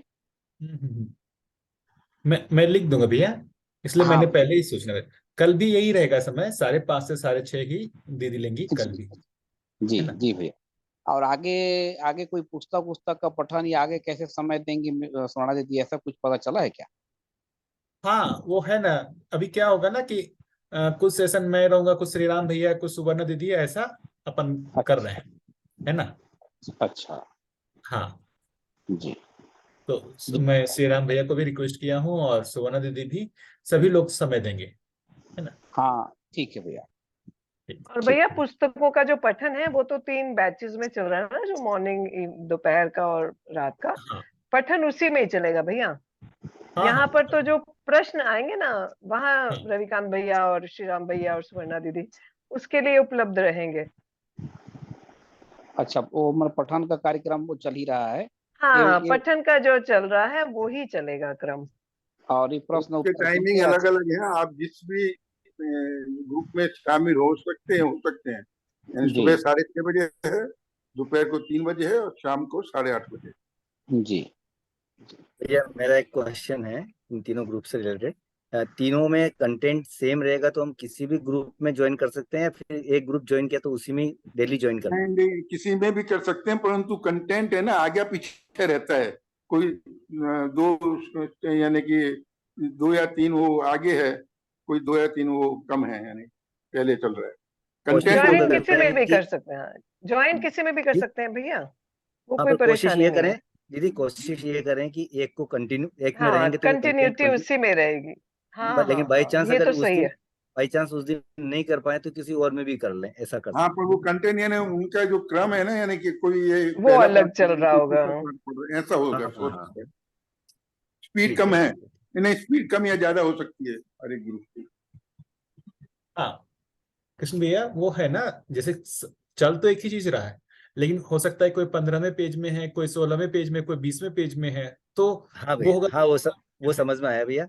जैसे अभी हाँ मॉर्निंग सेशन में भी यही चल रहा है कि इंग्लिश वाले कभी थोड़ा आगे होते हैं, कभी हिंदी वाले थोड़ा सा आगे पीछे होते हैं, ऐसा हाँ चलता है थोड़ा सा वो। हाँ। ठीक बात है, ठीक तो बात है। बढ़िया रहेगा कि किसी एक टाइम में जो भी आपके लिए कंफर्टेबल उसमें जुड़ेंगे, तो बढ़िया रहेगा, मतलब उसमें आपके हिसाब से कंटिन्यूटी रहेगी फिर। बढ़िया। और वो भैया पूरा एक जो श्री राम भैया ने ना पूरा एक डिटेल में सीक्वेंस भेजा हुआ है ना, वो ग्रुप में है। और मुझे लगता है कोई एक बार फिर से डाल देंगे क्या, विजय भैया आप डाल दीजिएगा। भैया भैया मैंने मैंने अभी अभी उसकी एक स्क्रीनशॉट लेके अभी अभी ग्रुप में डाला है। हाँ बढ़िया। तो उसके सारे वो लिंक भी उसी में ही है भैया, आप उस लिंक पे क्लिक करेंगे ना तो वहां से वो खुल हाँ जाएगा। भैया। भैया दीदी ने स्क्रीनशॉट लिया तो वो लिंक पे नहीं हो पाएगा, तो अच्छा वापस एक बार। विजय भैया वो आप भेज देंगे, विजय भैया भेज देंगे आपको, ठीक है ठीक है। है ना वो। बढ़िया। तो अपन चर्चा और आगे बढ़ाते हैं, बताइए। हाँ वो सीक्वेंस भेजता और हूँ भैया भैया, एक वो जो दफा काम है। ज्वाइन होने के लिए ये एक ही वो है, हाँ तीनों ग्रुप की लिंक एक ही है ग्रुप में ज्वाइन होने के लिए। हाँ जिस हाँ, जिस और जो लिंक से, किताब हम पढ़ चुके हैं वो भी शेयर कर देता हूँ। हाँ तो जिस लिंक से अभी अभी ज्वाइन हुए हैं वही लिंक हमेशा ही रहता है, पठन के लिए भी वही लिंक है और ये ग्रुप डिस्कशन के लिए भी वही लिंक है, सारा सब चीज के लिए एक ही लिंक है, कोई बात अलग लिंक आपसे, नहीं है। हाँ आपसे हो गई थी भैया, ये क्लियर हो गया है कि एक ही लिंक से ज्वाइन करना, चाहे किसी में भी ज्वाइन करना। बढ़िया। और बताइए क्या चर्चा किया जाए, आगे बढ़ाया जाए। नमस्ते भैया जी। नमस्ते दीदी। हाँ, ये जो तार्किक, व्यवहारिक और तात्विक, ये 75 पेज पे आया है, तो उसे थोड़ा और विश्लेषित करते हुए बताइए। 75 पेज पे कुछ तो भी था, तो मैंने कल भैया जी से पूछ ही लेंगे। ये तो पता है कि कोई भी तर्क तत्व कोई जानने के लिए और उसे व्यवहार में, लेकिन थोड़ा और उस पर विश्लेषण के साथ बताइए इस तीनों को कैसे देखे अपने धरातल पे न जीने के इसमें। अरे देखिए, किसी मुद्दे को लेकर के मुझे लगता है कि इसको अपने को देखना पड़ेगा कि जैसे मान लेते हैं कि जीवन को बात करें, तो जीवन को लेकर के अपन तार्किक तरीके से बात भी कर पाते हैं, है ना। और वो जो है, वो जो तार्किक तरीके से किया वो व्यवहार में आ पाता है या नहीं आ पाता है, ये भी तो मुद्दा है। जैसे मान लेते हैं पहले परंपरा में जब बात की गई कि यह आत्मा जो है ना वो परमात्मा का अंश है, ठीक है। अब उसके लिए पूरा तर्क बनाया गया। अब वो तार्किक तो है लेकिन व्यवहारिक नहीं है। जब आत्मा परमात्मा का अंश है ना, और मतलब जब वो उसको स्वीकार लेगा तो उसकी मुक्ति हो जाएगी, तो मतलब वो व्यवहारिकता से जुड़ता ही नहीं है ना, फिर व्यवहार का मतलब ही नहीं है। तो वो तार्किक है लेकिन व्यवहारिक नहीं है, मतलब मैं ऐसा मानता हूं। लेकिन जब यहाँ पर जो बात की जा रही है कि जीवन है ना, और वो व्यापक का अनुभव करता है, ये आत्मा परमात्मा में उसका विलय नहीं होता, आत्मा जो है परमात्मा का अनुभव करता है और उस परमात्मा के अनुभव के अनुसार जो आचरण करता है। तो जो यहाँ पर तर्क बैठाया गया, जो तर्क हमको जो मिल रहा है वो व्यवहार में भी आता हुआ दिखता है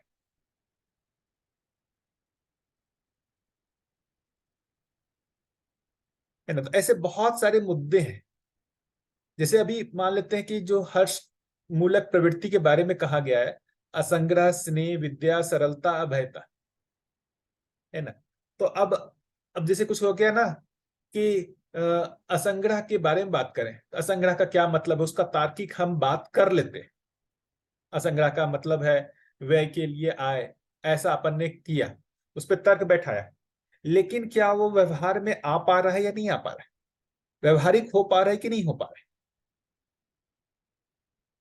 तो कोई एक चीज जो हमको तार्किक रूप में ठीक लग रही है लेकिन व्यवहार में आ नहीं पा रहा है, तो उसको अपन व्यवहारिक नहीं कहेंगे ना।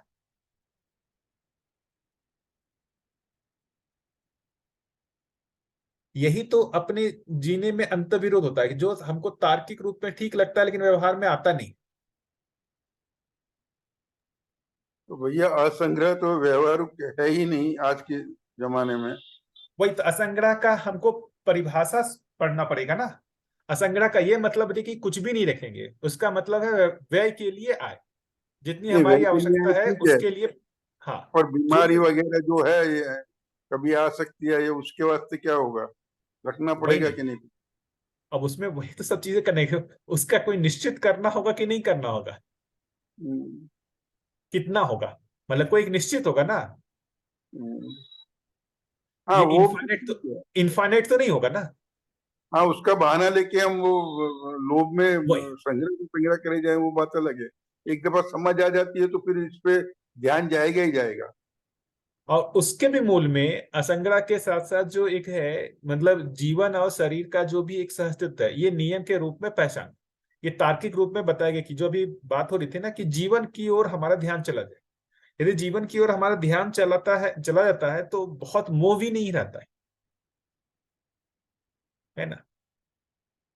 ठीक है, जब हम इसको बचाने का प्रयास करते हैं, बचता है, ठीक, नहीं बचता है तो कोई दूसरा शरीर फिर हमको लेना पड़ेगा। अभी क्या है, अपना हमारा जीने का जो एक ये है ना कि शरीर की मृत्यु होने से मेरी मृत्यु हो जाएगी, तो वो जो भय है ना, उस भयवश इस शरीर को हम छोड़ना नहीं चाहते क्योंकि मेरी मृत्यु हो जाएगी, ऐसा अपने को लगता है।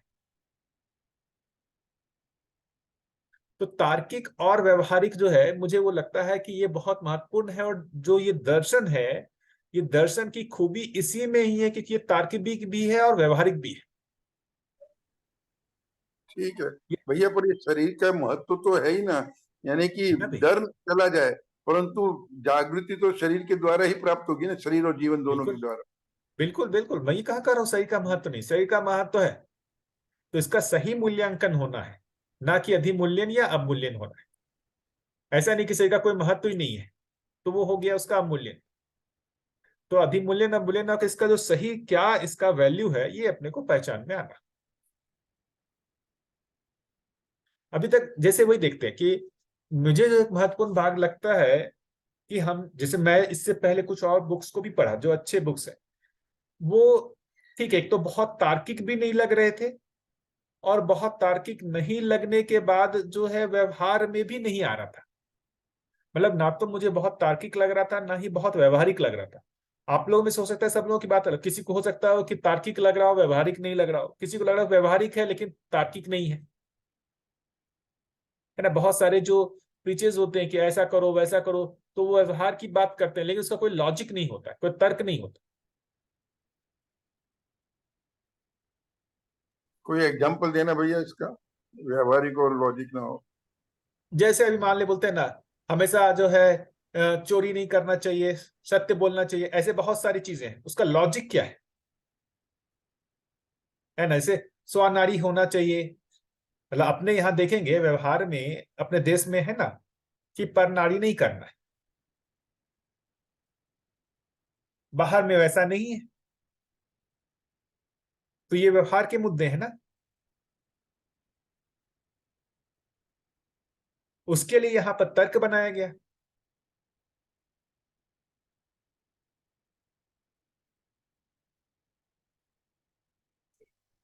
ये ठीक बात है भैया, यही इस दर्शन की सबसे बड़ी खासियत है कि ये तार्किक और व्यवहारिक दोनों रूप में दिखता है। और ये तो हम लोग स्वयं से थोड़ा बहुत प्रयोग जो हमने किया उसमें ये चीज दिखती है, फर्क तो पड़ता है ना। जो परंपरागत जो भी मोक्ष की बात रही, अस्तित्व विहीन मोक्ष, मेरा अस्तित्व ही खत्म हो जाएगा, तो वो तार्किक रहा होगा लेकिन व्यवहारिक नहीं रहा। इसलिए कुछ एक लोग जो है उस रास्ते पे चल पाए, सभी लोग नहीं चल पाए।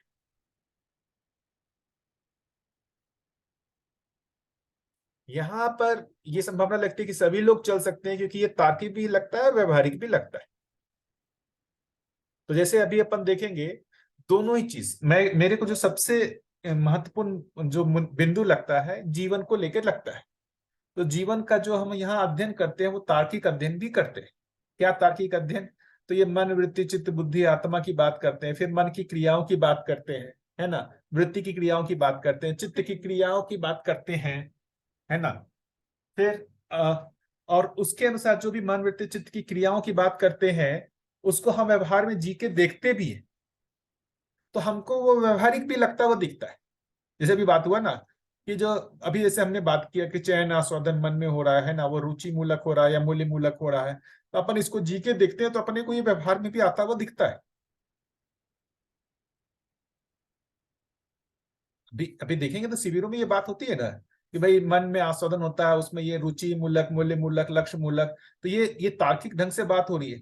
फिर उसको अपन जीने जाते हैं तो अपन व्यवहार में इसको देख पाते हैं ना कि हाँ मेरे में रुचि मूलक आस्वादन हुआ या मूल्य मूलक आस्वादन हुआ, तो व्यवहार में आ भी पाता है या नहीं आ पाता है। यह सिर्फ ये कहने की बात है, व्यवहार में नहीं आता है।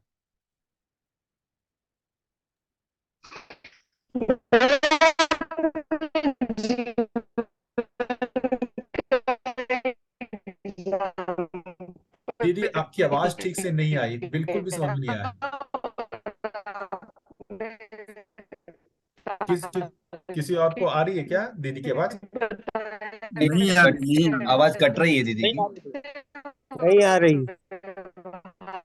नीरू दीदी आपकी आवाज जो है ना बिल्कुल नहीं आ रही है, एकदम अच्छे से नहीं आ रही है। सिग्नल आपका पूरा एकदम कट कट के आ रहा है।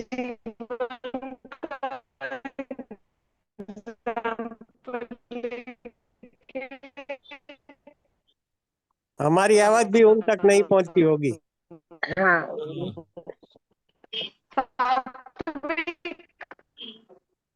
दीदी, आप जो कुछ क्या कह रहे हो हमें कुछ भी नहीं समझ में आ रहा है, सुनाई भी नहीं।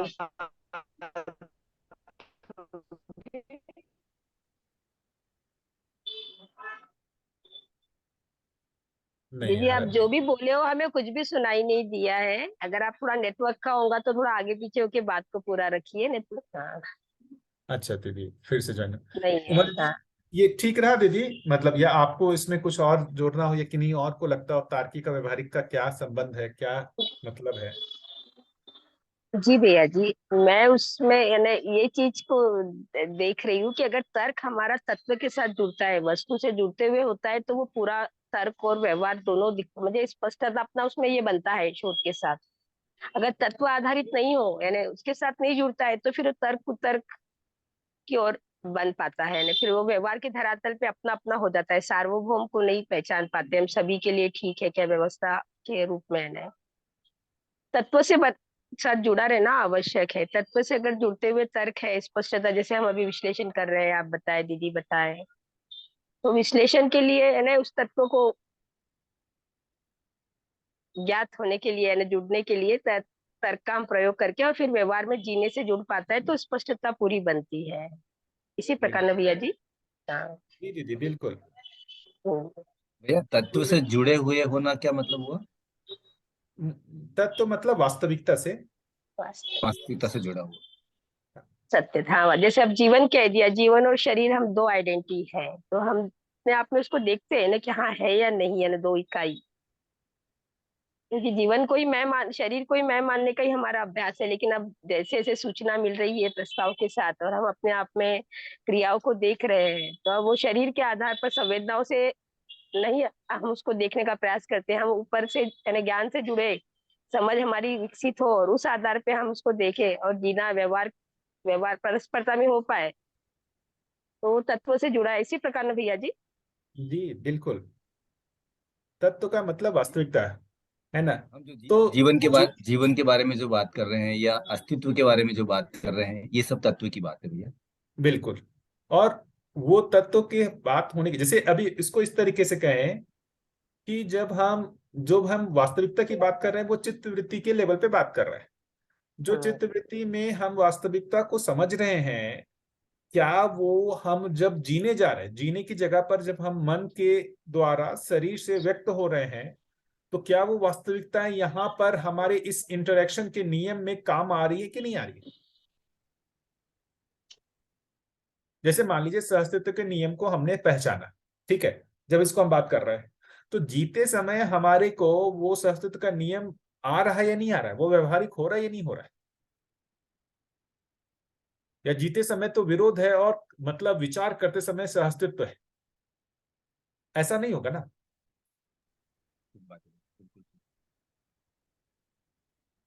यदि हम ऐसा देखें कि हमारा जीते समय मतलब सोचने में मतलब सहअस्तित्व रहता है और जीने में जो है विरोध का भाव रहता है, इसका मतलब वो लॉजिकली सही हो रहा है लेकिन प्रैक्टिकली हो नहीं रहा है।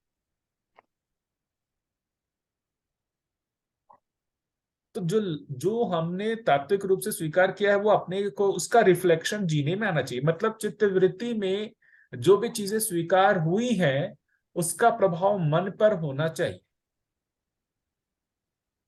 क्योंकि हम जो भी कार्य व्यवहार कर रहे हैं वो मन से ही कर रहे हैं, और जो तर्क हो रहा है वो चित्तवृत्ति में हो रहा है, तर्क मन में नहीं होता।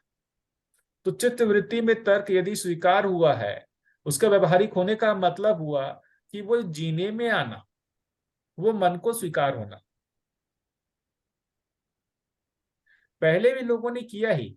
जैसे पहले क्या बनाए कि जो भी दिख रहा है वो मिथ्या है, ये जगत मिथ्या है, जगत मिथ्या है, इसके लिए तर्क डेवलप किया गया। वो तर्क डेवलप हो करके चित्तवृत्ति में मान लिया डेवलप हो गया। अब उससे मन पर क्या प्रभाव आ रहा है? जब मिथ्या है तो मुझे इनके साथ बातचीत क्यों करना, मुझे आपसे बातचीत नहीं करना, मुझे किसी के साथ कोई संबंध नहीं रखना, है ना। तो वो किधर की ओर चला गया?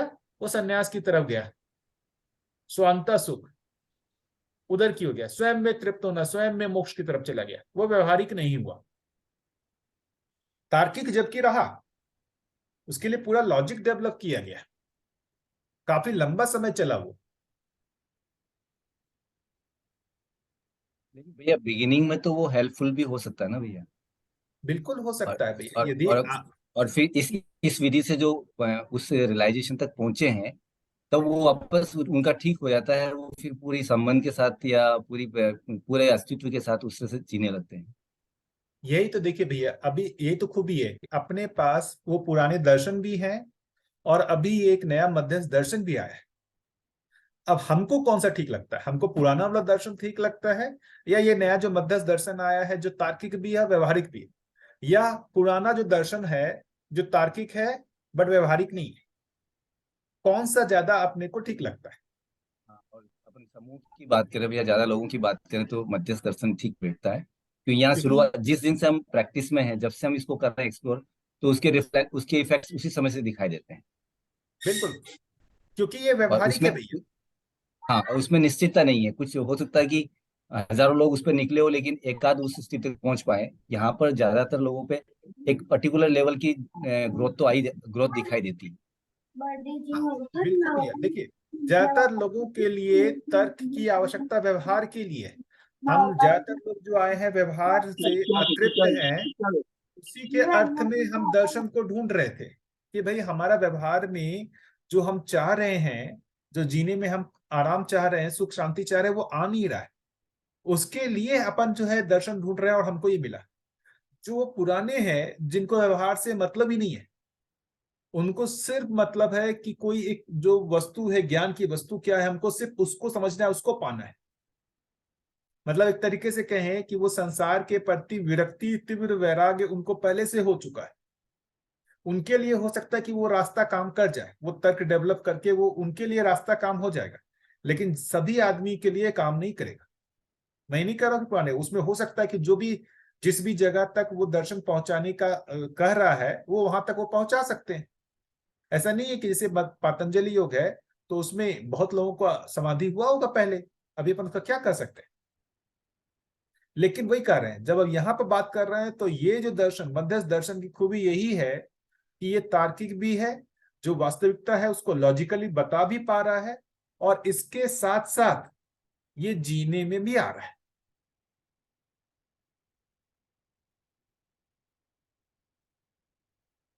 यही इस दर्शन की खूबी मुझे लग रही है। ठीक है।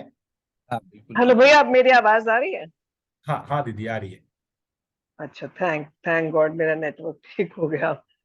तो भैया अभी हम जीवन और सहअस्तित्व की हमने बात कर रहे थे, और तार्किक रूप में और व्यवहारिक रूप में, इस ये हम मुझे समझ में आ गया। इसको तात्विक रूप में जब बात करेंगे तो जीवन और सहअस्तित्व को कैसे बताएंगे, मतलब उसका तात्विक रूप में क्या है, भाषा क्या बनती है? देखिए तात्विक रूप में भाषा हो गई कि जीवन जो है गठनपूर्ण परमाणु है।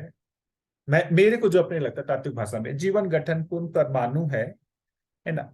ये गठनपूर्ण परमाणु शरीर चलाते समय पुंजाकार रूप में कार्य करता है। इस गठन पर परमाणु के जो अब देखेंगे अंग देखेंगे तो 5 अंग है, मन वृत्ति चित्त बुद्धि आत्मा। मन की जो क्रिया कार्य है चयन आस्वादन, जो वृत्ति के जो है तुलन विश्लेषण, इस तरीके से और भी जो है वो क्रियाएं हैं। भ्रमित व्यक्ति जीते समय मन के द्वारा शरीर को ही मैं मान करके जीता है। इसका मतलब जीवन जो है भ्रम में आकर के कि मैं शरीर हूं ऐसा जीता है। जागृति में जो जीवन है वो स्वयं के सतताकार होकर के शरीर को एक साधन के रूप में मान करके जीता है। इतना कहूंगा तो बहुत शॉर्ट में ये तात्विक रूप में जीवन की व्याख्या हुई।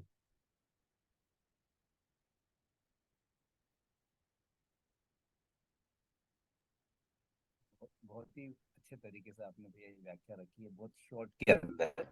तो भैया इस हाँ तरह का भैया। कंटेंट, इस ये जो आपने इतना शॉर्ट में एकदम सटीक रखा भैया इस बात को, तो मतलब एकदम अंदर तक उतरती है ये बात।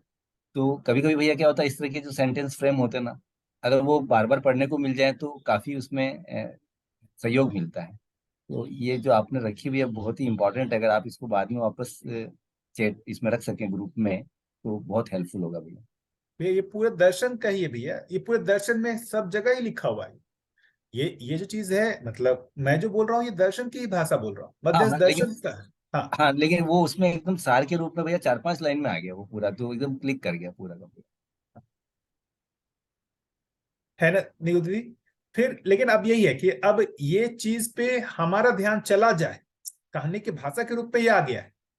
क्या ये भाषा के रूप में आने का मतलब हमारा जब आचरण, यदि हमको ये तर्क रूप में स्वीकार हो गया, मतलब तर्क रूप में स्वीकार होने से ऊपर ज्यादा कहें कि हमको ये चीज दिख गया है, तो हमारे आचरण में उसके अनुसार दिखना चाहिए।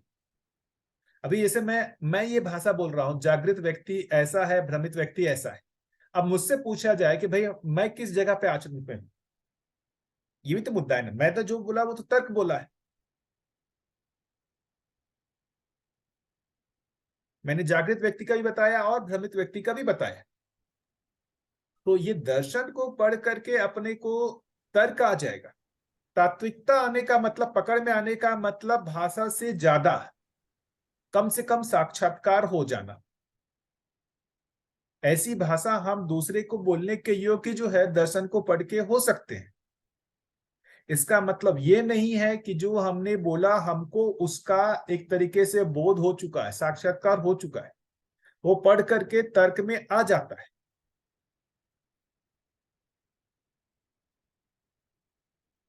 भैया ये ये कुछ बराबर समझ में नहीं आया, साक्षात्कार हुआ यानी हम दूसरे को समझा सकते हैं?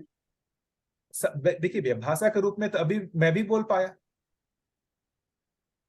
लेकिन जब मैं ये प्रमाण के रूप में बोलूंगा तो स्वयं में मुझे ये दिखना चाहिए ना कि ये जो मैं कह रहा हूं कि जीवन जो है जब जागृत होता है तो वो जीवन के साथ अदाकार होकर के जीता है। जीवन के साथ अदाकार होकर जीने का मतलब होता है न्याय धर्म सत्य की दृष्टि में जीना, पुत्रेष्णा वित्तेष्णा लोकेष्णा में जीना, है ना।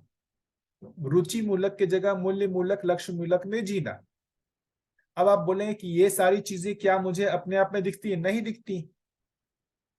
इसका मतलब ये मैंने तर्क रूप में स्वीकार किया है ना। मुझे इसका साक्षात्कार नहीं हुआ। साक्षात्कार होने का मतलब मैं ये भी अब बोल पाऊंगा कि मैं लोकेष्णा पुत्रेष्णा वित्तेष्णा में कुछ हद तक जीता हूं, मूल्य मूलक आस्वादन में मैं जीता हूं, न्याय धर्म सत्य की दृष्टि एक्टिवेट हो गई है, मेरे में न्याय धर्म सत्य की दृष्टि काम करती है, देहित लाभ की दृष्टि काम नहीं करती है, गौण है, रुचि मूलक आस्वादन गौण है। ऐसा कहना बनेगा ना भैया? अच्छा, इसका मतलब है भ्रमित होने में डिग्रीज हैं? कोई इतनी बहुत डिग्री बहुत से डिग्रीज है, भ्रमित है, कोई है? बहुत भी है, बहुत डिग्रीज है, मुझे तो लगता है बहुत डिग्रीज है भ्रमित होने। तो मैं तो यानी कि कहीं ऐसा पढ़ा था, मेरे गैर समझ में यानी गलत आया होगा कि दो ही चीजें हैं, या तो भ्रमित है या जागरूक है। ऐसा तो नहीं है ना?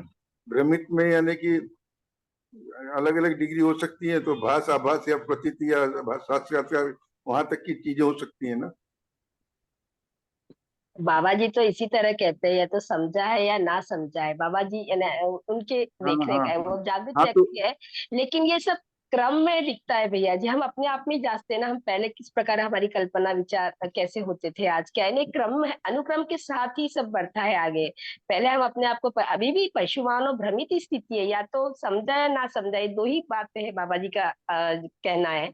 लेकिन भैया जी जैसे कह रहे हैं, और हम भी अपने आप में देख रहे हैं ना जांचते हुए से, कि ये सब अनुक्रम के साथ है। स्थिति बदलती बदलती पूरी, अब वहां तक परिमार्जन हमारा साक्षात्कार तक हो जाएगा, तो फिर वो जो स्वयं स्फुट विधि है, तर्क हमें साक्षात्कार तक जाने के लिए ही तर्क है।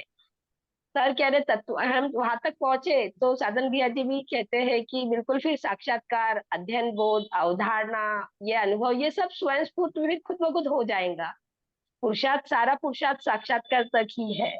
अभी हम तर्क लगाते हैं, जैसे हम नहीं समझे, क्योंकि पहली पुरानी मान्यता है और बहुत कुछ हमारे अंदर भरा है, और ये नई प्रस्ताव और सूचना हमें मिल रही है, तो हम उसे तर्क के द्वारा विश्लेषित करके अपने आप में पूरा बैठाना चाहते हैं कि ये ऐसा ही है क्या, क्योंकि हमारी पहले भी मान्यता उसे जुड़ती है, जोड़ने का प्रयास करते हैं, बनता ही है ना, क्योंकि एक स्वाभाविक प्रवृत्ति है इन्हें। लेकिन अगर हम पूरा पूरा बाबा जी ने जैसा बताया है उसको वैसा ही देखने जाते हैं, तो फिर मैं ऐसा देखी हूँ कि उसमें तर्क ज्यादा लगता नहीं है। अगर मान्यताएं पुराने से अगर हम जोड़ के उसको जांचना चाहते हैं जैसे, तो तर्क ज्यादा काम करते हैं, लेकिन वो तर्क कुछ भी हो जाए, लेकिन अगर हम तर्क पे इतना वेटेज न दे, और जो बाबा जी जैसा कहना चाह रहे हैं उसको वैसा ही देखने का अभ्यास, अभ्यास और अध्ययन, ये दो ही चीजें हैं। अभ्यास के द्वारा ही हमारी जैसी जैसी दृष्टि में आए, और धीरता, ये दो पार्ट तक ही हमको बहुत मेहनत करनी है, बस उसके बाद की आगे की स्थितियां बहुत आसान लगती है। ठीक है ना भैया जी? हाँ दीदी, बिल्कुल। हाँ, तो तर्क किसी का कम भी हो सकता है, किसी का ज्यादा। ये हम स्कूल में देखते हैं ना, क्लास में कोई कोई बच्चा ज्यादा करता ही नहीं है तर्क, वो जितना टू द पॉइंट या जितनी बात पूछना है उतना ही है। कौन कोई बच्चा तो इतना ज्यादा है कि लेकिन दर्शन की इतनी अच्छी खाम मुझे अच्छाई है, गरिमा उसकी, कि कोई भी एंगल से कैसा भी तर्क, कुछ कुछ भी करो, पॉइंट वही लाके छोड़ता है कोई भी, यानी पूरी पुस्तकें जो हम पढ़ रहे हैं, पढ़ेंगे आगे, तो उसमें किधर भी घुमा फिरा के लाओ, बस सहस्तित्व वहीं पे आके जुड़ता है। हर एंगल से देखो, रूप गुण स्वभाव धर्म वस्तु स्थिति सत्य और यथार्थता वास्तविकता, बहुत सारे हैं, सब वही आके जुड़ते हैं। लेकिन हमारी पात्रता बन जाए, उनको हम उसको वैसा देख पाए। अभी हम शब्दों में ही गूंथ रहे हैं, मैं अपनी बात कह रही हूँ, इसीलिए मन बार बार पीड़ा बनती है कि शब्द से अर्थ की जो यात्रा है, कैसे इसको हम जोड़ते हुए देखें, कैसे हम, तो फिर वो आसान हो जाएगा। ठीक है ना भैया जी? जी बिल्कुल। यानी तर्क है अभी समझने के लिए, समझ बन जाने के बाद फिर संप्रेषित, हम उसको दूसरों तक पहुंचाए, दूसरा भी समाधानित हो जाए, उसके लिए वो विश्लेषण तर्क है ना, अभी जो भैया जी कर रहे हैं, दीदी कहे, और फिर व्यवहारिक, ये तीनों धरातल पे वो देख पाएंगे हम वस्तु को। बढ़िया। नीरज जी, आपका प्रश्न क्या कुछ हो पाया क्या? जी जी भैया, बढ़िया।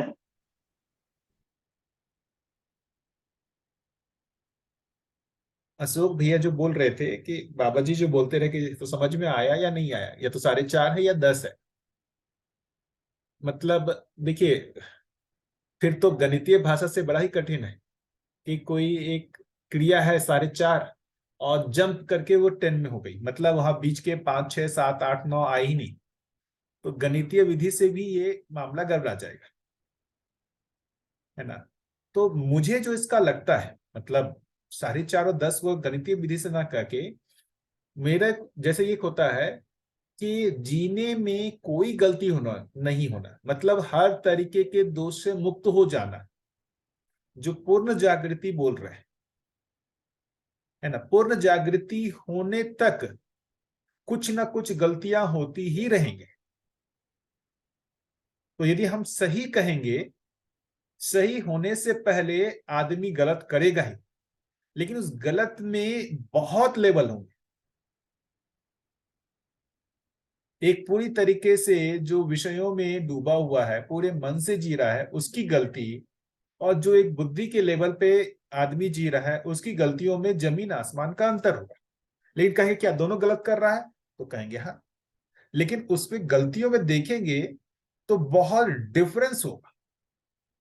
ये बहुत सूक्ष्म जगह पे गलती कर रहा होगा। एक हो सकता है कि कायिक वाचिक रूप से कर रहा है, एक हो सकता है कायिक वाचिक से नहीं कर रहा, मानसिक रूप से कर रहा है, एक हो सकता है कि मानसिक में भी बहुत थोड़े समय के लिए उससे गड़बड़ी हो रही है, बाकी समय उससे गलतियां नहीं हो रही है। लेकिन कहेंगे क्या गलती हो रही है, तो फिर कहेंगे हाँ। तो ये पूरे गलतियों पे निषेध हो जाना, पूर्णता को प्राप्त कर लेना। यदि उस अर्थ में देखेंगे पूर्ण समझ हुआ, तो फिर कहेंगे हाँ पूर्ण समझ हुआ, है ना भैया। तो बाबा जी जो वो बात कर रहे हैं, उसमें ये ध्यान रखना है कि बाबा जी जो है वो एब्सोल्यूट रेफरेंस की बात कर रहे हैं, जहां पर पूर्ण ज्ञान हो चुका है, पूर्ण अनुभव हो चुका है, पूर्ण जागृति हो चुकी है, उससे ज्यादा आप कोई जागृति होती नहीं। तो बाबा जी अपने रेफरेंस में बात कर रहे हैं। जबकि अब ये हम बाकी लोग अपने को देखें, क्या हम सभी लोगों की समझ का स्तर, जीने का स्तर एक ही दिखता है? संसार में जितने भी लोग दिख रहे हैं, यदि इन सभी लोगों को माना जाए कि भाई जागृत नहीं है, क्या सभी के जीने का जो स्तर है वो एक ही दिखता है? सभी एक ही जैसी गलतियां कर रहे हैं, ऐसा लगता है क्या? नहीं, सबका अलग अलग। क्या लगता है आप सभी लोगों को एक ही जैसी गलतियां हो रही है, कि कोई एक पूरी तरीके से देखेंगे बहुत ही आपराधिक कार्य भी कर रहा है, और एक जो है बहुत संत जैसा भी जी रहा है, हाँ लेकिन वो भी, उससे भी गलतियां कुछ होती हैं। ये अपने आप को पूरे अभी इस भ्रमित जगह परंपरा में भी तो दिख ही रहा है।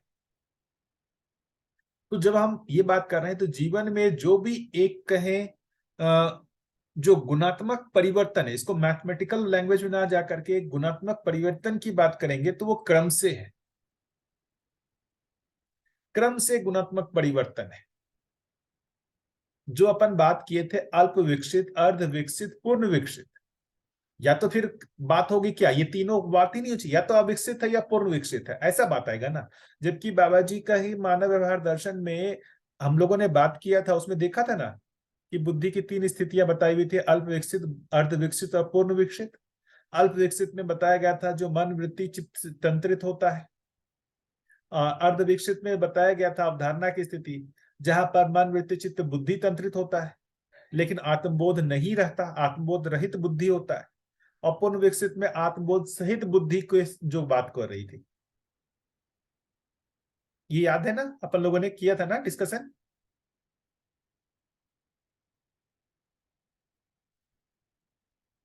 मानव व्यवहार दर्शन का अपन लोगों ने कई बार उसको किया है, याद है? हाँ हाँ, अब याद आया। जी आया भैया, ये आया है, हमारे डिस्कशंस में आया है। तो ये अब यदि 4.5 10.5 कहें, तो फिर ये सारे क्रम क्या होंगे? मतलब आदमी जो है अविकसित से सीधा क्या पूर्ण विकसित में जाएगा, या ये क्रम होगा पहले अल्प विकसित, फिर अर्ध विकसित, या फिर उसके बाद पूर्ण विकसित?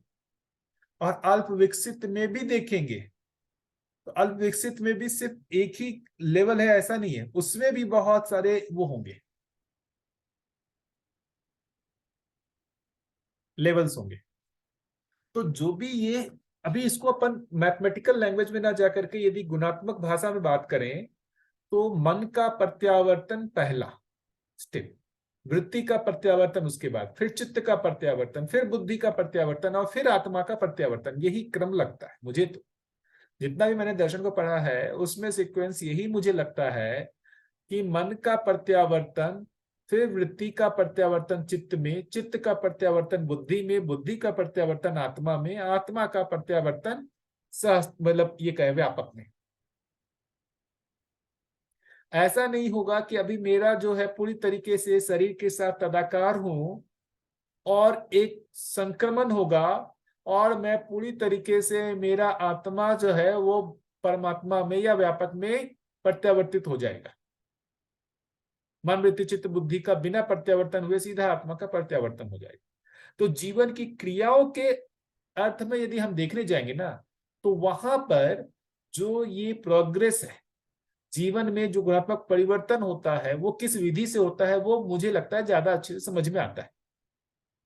हम जीवन क्रियाओं को हटा दें और सिर्फ गणितीय भाषा से बात करें ना, या तो 4.5 या 10, तो ये पकड़ में नहीं आता।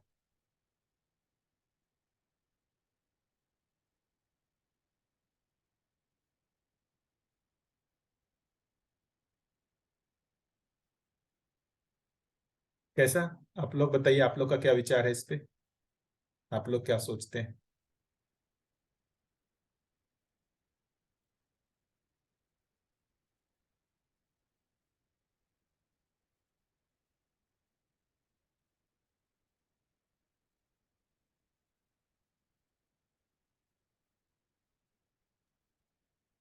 ठीक ठीक लगता है भैया जो आप समझाए, जो कि आपने आवाज समझाया। नहीं आई भैया, सुनिए।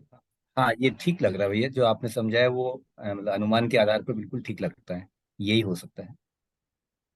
वही मुझे बार बार वही लगता है कि जीवन की क्रियाओं को हम जितना अच्छे से समझेंगे, उतना हमारे को जागृति का क्रम भी पकड़ में आएगा।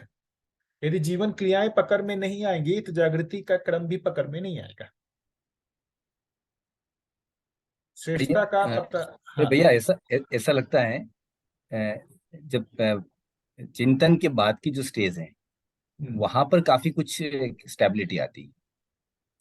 बिल्कुल। उसके पहले तो स्टेबिलिटी नहीं होती। देखिए, स्टेबिलिटी तो उससे पहले भी आएगी ही, नहीं तो आप प्रयास कैसे करेंगे?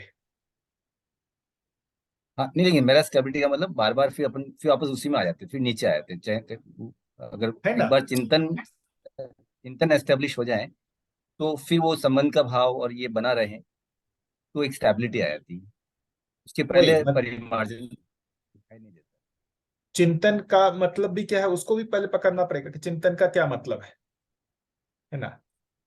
तो मुझे जो एक बड़ा चीज ये लगता है कि जो आप कह रहे हैं, सबसे पहले तो मतलब जो नहीं हमको स्वीकार हो रहा है, जैसे हमको जो भी गलत लग रहा है ना, जिसके कारण मुझे में आंदोलन हो रहा है, चित्त वृत्ति में जो अंतर्विरोध हो रहा है, सारे दुख और फसाद की जड़ तो मुझे जो लगता है कि मन का जो चित्त वृत्ति के साथ अंतर्विरोध है, वही सारे दुख और झगड़े का मतलब फसाद का कारण है।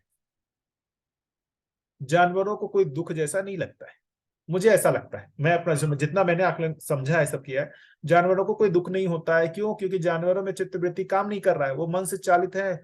मन से जो भी कर रहे हैं वो संतुष्ट है। संतुष्ट होने का मतलब उनके लिए पर्याप्त है, उनमें वो विश्लेषण नहीं हो रहा, विश्लेषण क्षमता नहीं है। तो मन के लेवल पे काम कर रहे हैं। तो जो भी, मान लीजिए कोई एक हिंसक है, उसने हिंसा किया, मारा, अब उसको पश्चाताप नहीं है कि भाई मैं इसको मार के खा गया, है ना, मैंने घोर अपराध किया है।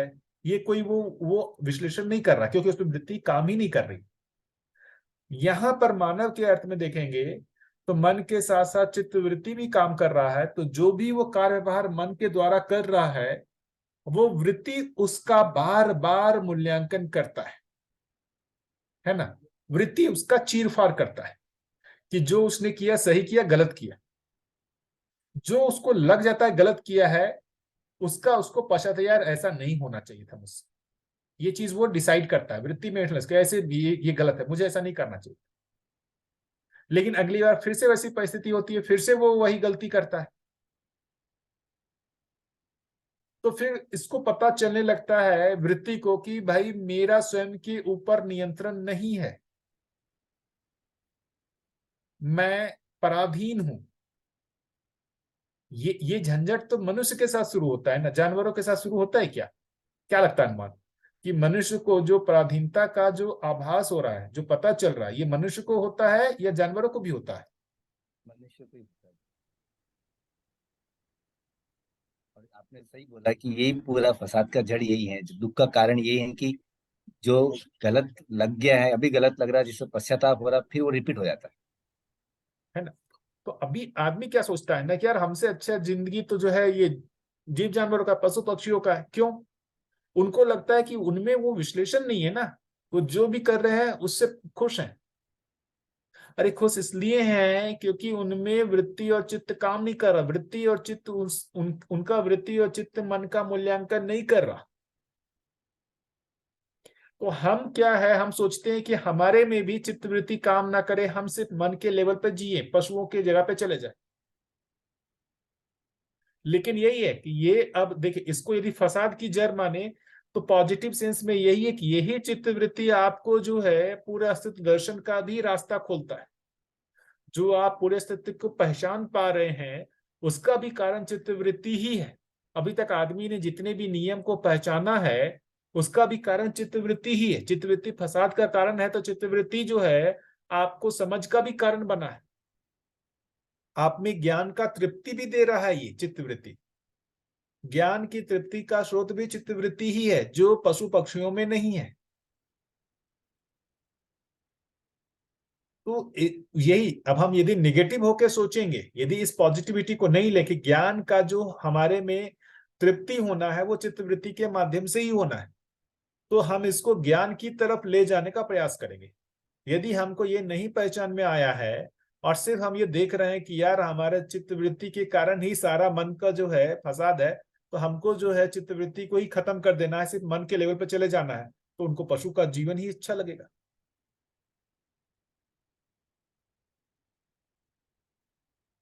है ना? तो भैया उसकी भी तो संभावना तो नहीं है।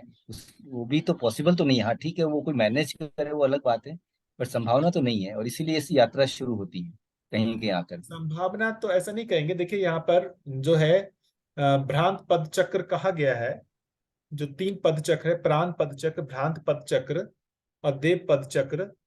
तो भ्रांत पद चक्र में ये कहा गया है कि जो जो कहते हैं जीवावस्था से भ्रमित ज्ञान अवस्था जो है विकसित होकर जाता है, भ्रमित ज्ञान अवस्था से जीवावस्था में वो ह्रास होकर जाता है।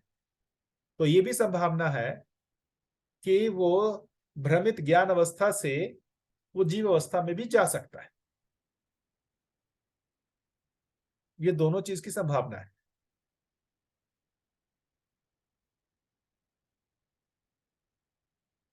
है ना भैया? ठीक कह रहा हूं मैं? हाँ भैया, हाँ बिल्कुल। मतलब ये पद चक्र के बारे में आपने नहीं पढ़ा होगा भैया, पढ़ा है क्या? हाँ, मैं नहीं पढ़ा भैया, लेकिन कनेक्ट कर पा रहा हूँ उससे आपकी बात को। हाँ, तो कभी आगे आएगा भैया बुक में, तो अपन उसको और डिटेल में डिस्कस करेंगे। तो कुल मिलाकर के बार बार यही कह रहे हैं कि ये चित्त वृत्ति जो है, ये जो मन, वृत्ति, चित्त, बुद्धि, आत्मा जो है, इनकी क्रियाएं क्या है ना, इसको अपने को समझने की जरूरत है। और अभी हमारी क्रियाओं में कहाँ तक डेवलपमेंट हुआ है, कितनी क्रियाएं जागृत हुई हैं, इसको अपने को पहचानने की जरूरत है। शेष क्रियाएं जो है वो कैसे जागृत होंगी, इसी के लिए ये सारा अध्ययन है। जितनी क्रियाएं जागृत हो गई हैं उसके लिए तो इस दर्शन की आवश्यकता नहीं है, वो तो हमारे पास हो गया, वो हमारी स्थिति यथा स्थिति अभी वर्तमान की है। यहां से आगे के लिए कैसे क्रियाओं की जागृति हो, मतलब जैसे चित्त में अब साढ़े 4 कर रहे हैं, मतलब चित्त में जो जो आधी क्रिया है, जिसको हम जो आधा उसको बताए चिंतन बोलते हैं। अनुभव के बाद चिंतन बोल रहे हैं, अनुभव से पहले साक्षात्कार बोल रहे हैं। तो वो साक्षात्कार कैसे हो, बुद्धि की क्रिया कैसे जागृत हो, आत्मा की क्रिया कैसे जागृत हो, ये सारे जो क्रियाओं की जो जागृति है उनकी स्थिति का वर्णन दिया हुआ है पूरे दर्शन में, कि ये जागृत क्रियाएं जो होती है जब ये जागृत हो जाती हैं तो जीवन कैसे कार्य करता है इसके बारे में पूरा बताया हुआ है। और ये जागृत होंगी कैसे, इसका भी क्रम बताया गया है। तो ये जो बात कर रहे हैं भास, आभास, प्रतीति, अनुभव की जब बात कर रहे हैं तो वो यही है। इन्हीं क्रियाओं की जो है क्रम से जागृति का ही जो मतलब उसी को ये बात किया गया है, उसी को ये भाषा दिया गया है, या उसको श्रवण, मनन, साक्षात्कार जो भी कहें, अवधारणा, अनुभव, अलग अलग तरह से जो भी नाम दे। ठीक है?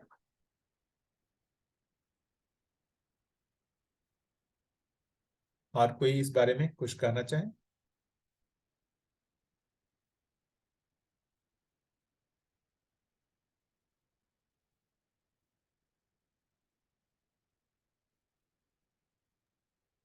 भैया आपने एक उदाहरण दिया था, उससे संबंधित एक क्वेश्चन बन रहा था उस समय। अ, जो तार्किक और व्यवहारिक की बात करते हुए आपने एग्जाम्पल दिया था, इसमें स्व नारी की बात आई थी। तो उसमें आपने रखा था कि एक पर्टिकुलर पार्ट, जैसे अब इंडिया का पार्ट है, तो वहां पर इस कंसेप्ट को तर्क के रूप में एस्टेब्लिश किया गया। लेकिन कुछ कंट्रीज है जहाँ पे ये एस्टेब्लिश नहीं है। तो हम जब बोल रहे हैं कि ये जो मध्यस्थ दर्शन है ये सार्वभौमिक है, तो फिर ये जो डिफरेंस है इसको हम फिर कैसे कनेक्ट कर सकते हैं भैया? मान्यताओं के आधार पर है ना। देखिए, यदि हम इसको सिर्फ शरीर को सत्य मानेंगे तो शरीर को सत्य मानने का मतलब संवेदनाएं सिर्फ सत्य, संवेदनाएं सत्य मतलब संवेदनाओं को हम भोगना है, यही हमारे लिए सत्य है, यही हमारा परम धर्म है। तो हम किस हिसाब से हम वास्तविकता को, अस्तित्व को देखते हैं? यदि हम शरीर मूलक विधि से चलेंगे तो पर नारी कोई बुरी चीज नहीं है। पशुओं के लिए कोई ऐसा बना हुआ है क्या? स्व पशु पर पशु, ऐसा कुछ बना हुआ है क्या? नहीं बना हुआ है। मनुष्य के लिए ही कहा जा रहा है। पशुओं में ऐसा कोई प्रावधान नहीं है और कोई वहां पर इस तरीके से अपेक्षा भी नहीं है, कोई इसको गलत भी नहीं मानता, क्योंकि वहां पर वास्तविकताओं को देखने का कोई है ही नहीं। वो वंशानुसंगी विधि से कार्य करते हैं। लेकिन जब मनुष्य की बात करते हैं तो वो संस्कार अनुसंगी है। तो जिस तरीके के संस्कार का हम उसमें रोपण करेंगे उसी तरीके से वो व्यक्त होगा। यदि संस्कार सही नहीं है तो गलत भी होगा। तो पाश्चात्य और यहाँ में एक जो डिफरेंस है कि यहाँ पर आप देखेंगे, मतलब मैं इसको बढ़ा चढ़ा के नहीं बोल रहा हूँ, जैसे एक मान्यता ऐसा कि शरीर से पृथक कोई एक चीज है, इसको लेकर के मान्यताएं लगभग हर घर में बचपन से ही हैं। तो मैं शरीर नहीं हूं, इस आधार पर ये जो है मान्यताएं हर घर में बैठी हुई। विश्वास का कहीं ना कहीं मतलब जो भी देखेंगे कि भाई पर नारी का आधार क्या रहा होगा, क्यों यहाँ पर इस देश में स्वनारी को ज्यादा मतलब वो दिया गया, पर नारी की तरफ जो है उस ओर जो है लोगों को मना किया गया। क्या रीजन लगता है? कुछ एक लोगों ने जीवन की सत्यता को पहचाना होगा, है ना। और जीवन की सत्यता को पहचान का होगा कि भाई ये जो शरीर है वो तो एक साधन है, इसको यदि सिर्फ संवेदनाओं के भोग में लगाओगे तो इससे कोई अंत नहीं मिलने वाला, कहीं नहीं पहुंचोगे।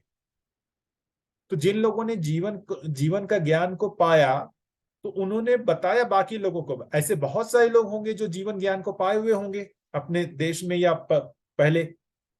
तो वो जहां पर जिन्होंने पाया उसको जीवन ज्ञान की ओर ध्यान दिलाने के लिए नियम की ओर बताया कि भाई ये जो है ये भोग में मत जाओ, ये भोग से तृप्ति नहीं मिलने वाली है। तो संयमित रहना है, संयमित रहना है, संयमित रह करके ही हम जो है जीवन ज्ञान की ओर जा सकते हैं। पाश्चात्य में मान लेते हैं जीवन ज्ञान हुआ ही नहीं, और जीवन ज्ञान नहीं हुआ तो भोग ही सत्य है, तो भोग भोग करो। सब लोगों को प्रेरणा भोग की दी गई। नहीं भैया, संयम की जो बात कर रहे हैं वो तो बिल्कुल ठीक लगती है, लेकिन फिर जो ये संयम तो स्वनारी में भी चाहिए और पर नारी में भी चाहिए। अगर स्वनारी में भी संयम नहीं है तो फिर वो भी तो संवेदना आधारित ही हुआ, भोग आधारित ही हुआ। नहीं भी स्वनारी जैसे भी अपन कह रहे हैं ना, अभी देखिए लोगों में जैसे कायिक वाचिक मानसिक, है ना। अभी अब जैसे मान लीजिए अभी के समय में कि लोगों पे बाहरी वातावरण का जो दबाव आ रहा है, लेकिन इस दबाव के साथ साथ जो है उन पे जो भी पुरानी मान्यताएं हैं उसका भी दबाव है। ये गलत है, ये जो गलत है, ये जो फीड किया गया चित्रण में, ये उसके मन पे दबाव बनाता है। ये गलत है, ये मान्यता चित्त में बैठी हुई है, वो चित्त मन पे दबाव बनाता है। क्या दबाव बनाता है? कि ऐसा नहीं करना है। मन को तो प्रिय लग रहा है, मन उधर की ओर जाना चाह रहा है, लेकिन चित्त में जो मान्यता बैठी है वो मन पर दबाव बनाती है। इसी कारण वो रुक पाता है। यदि ये मान्यताओं को हटा दिया जाए, कोई दबाव काम नहीं है, कोई दबाव ही नहीं है, तो मन को जो लग रहा है वो करे।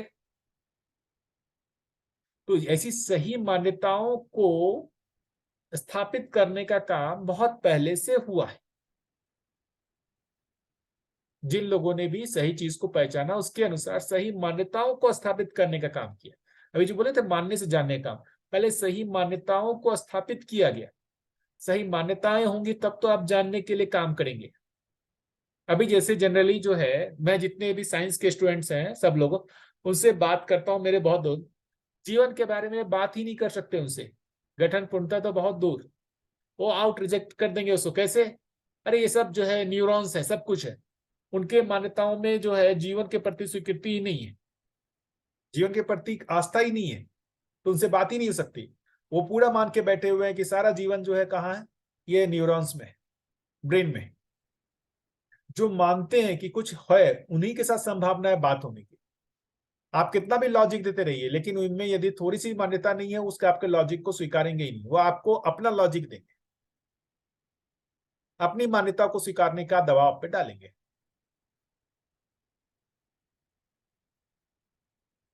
ठीक है?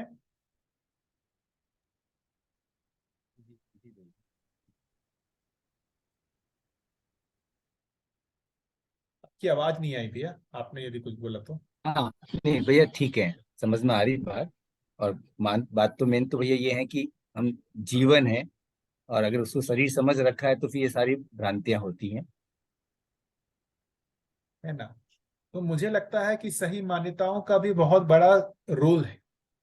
और अभी जो अपन बात हो रही थी ना कि भाई कैसे आगे बढ़े, तो पहले तो मुझे लगता है कि यही इन सही मान्यताओं को ही अपने चित्त में बैठाना पड़ेगा, और ये देखना पड़ेगा कि ये सही मान्यताएं यदि चित्त में बैठती हैं तो क्या इसका असर जीने में आता है या नहीं आता है।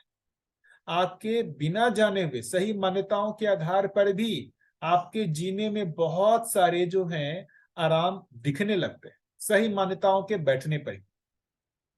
बिना आपको जीवन ज्ञान हुए, जीवन की मान्यताओं के आधार पर ही आपका जो है मन नियंत्रित होने लगता है।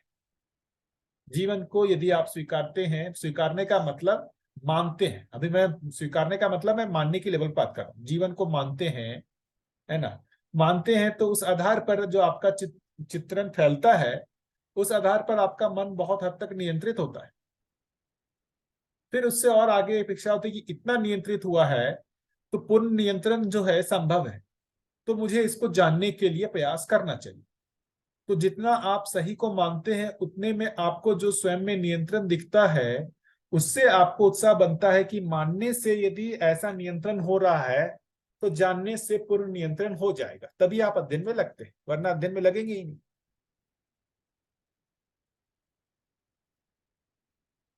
ठीक है भैया? जी भैया बिल्कुल ठीक। थैंक यू भैया। और कोई अपनी बात रखना चाहे भैया? ये डिस्कस जैसे जिनको भी लगता हो भैया, आप रखें सभी लोग अपनी अपनी बात।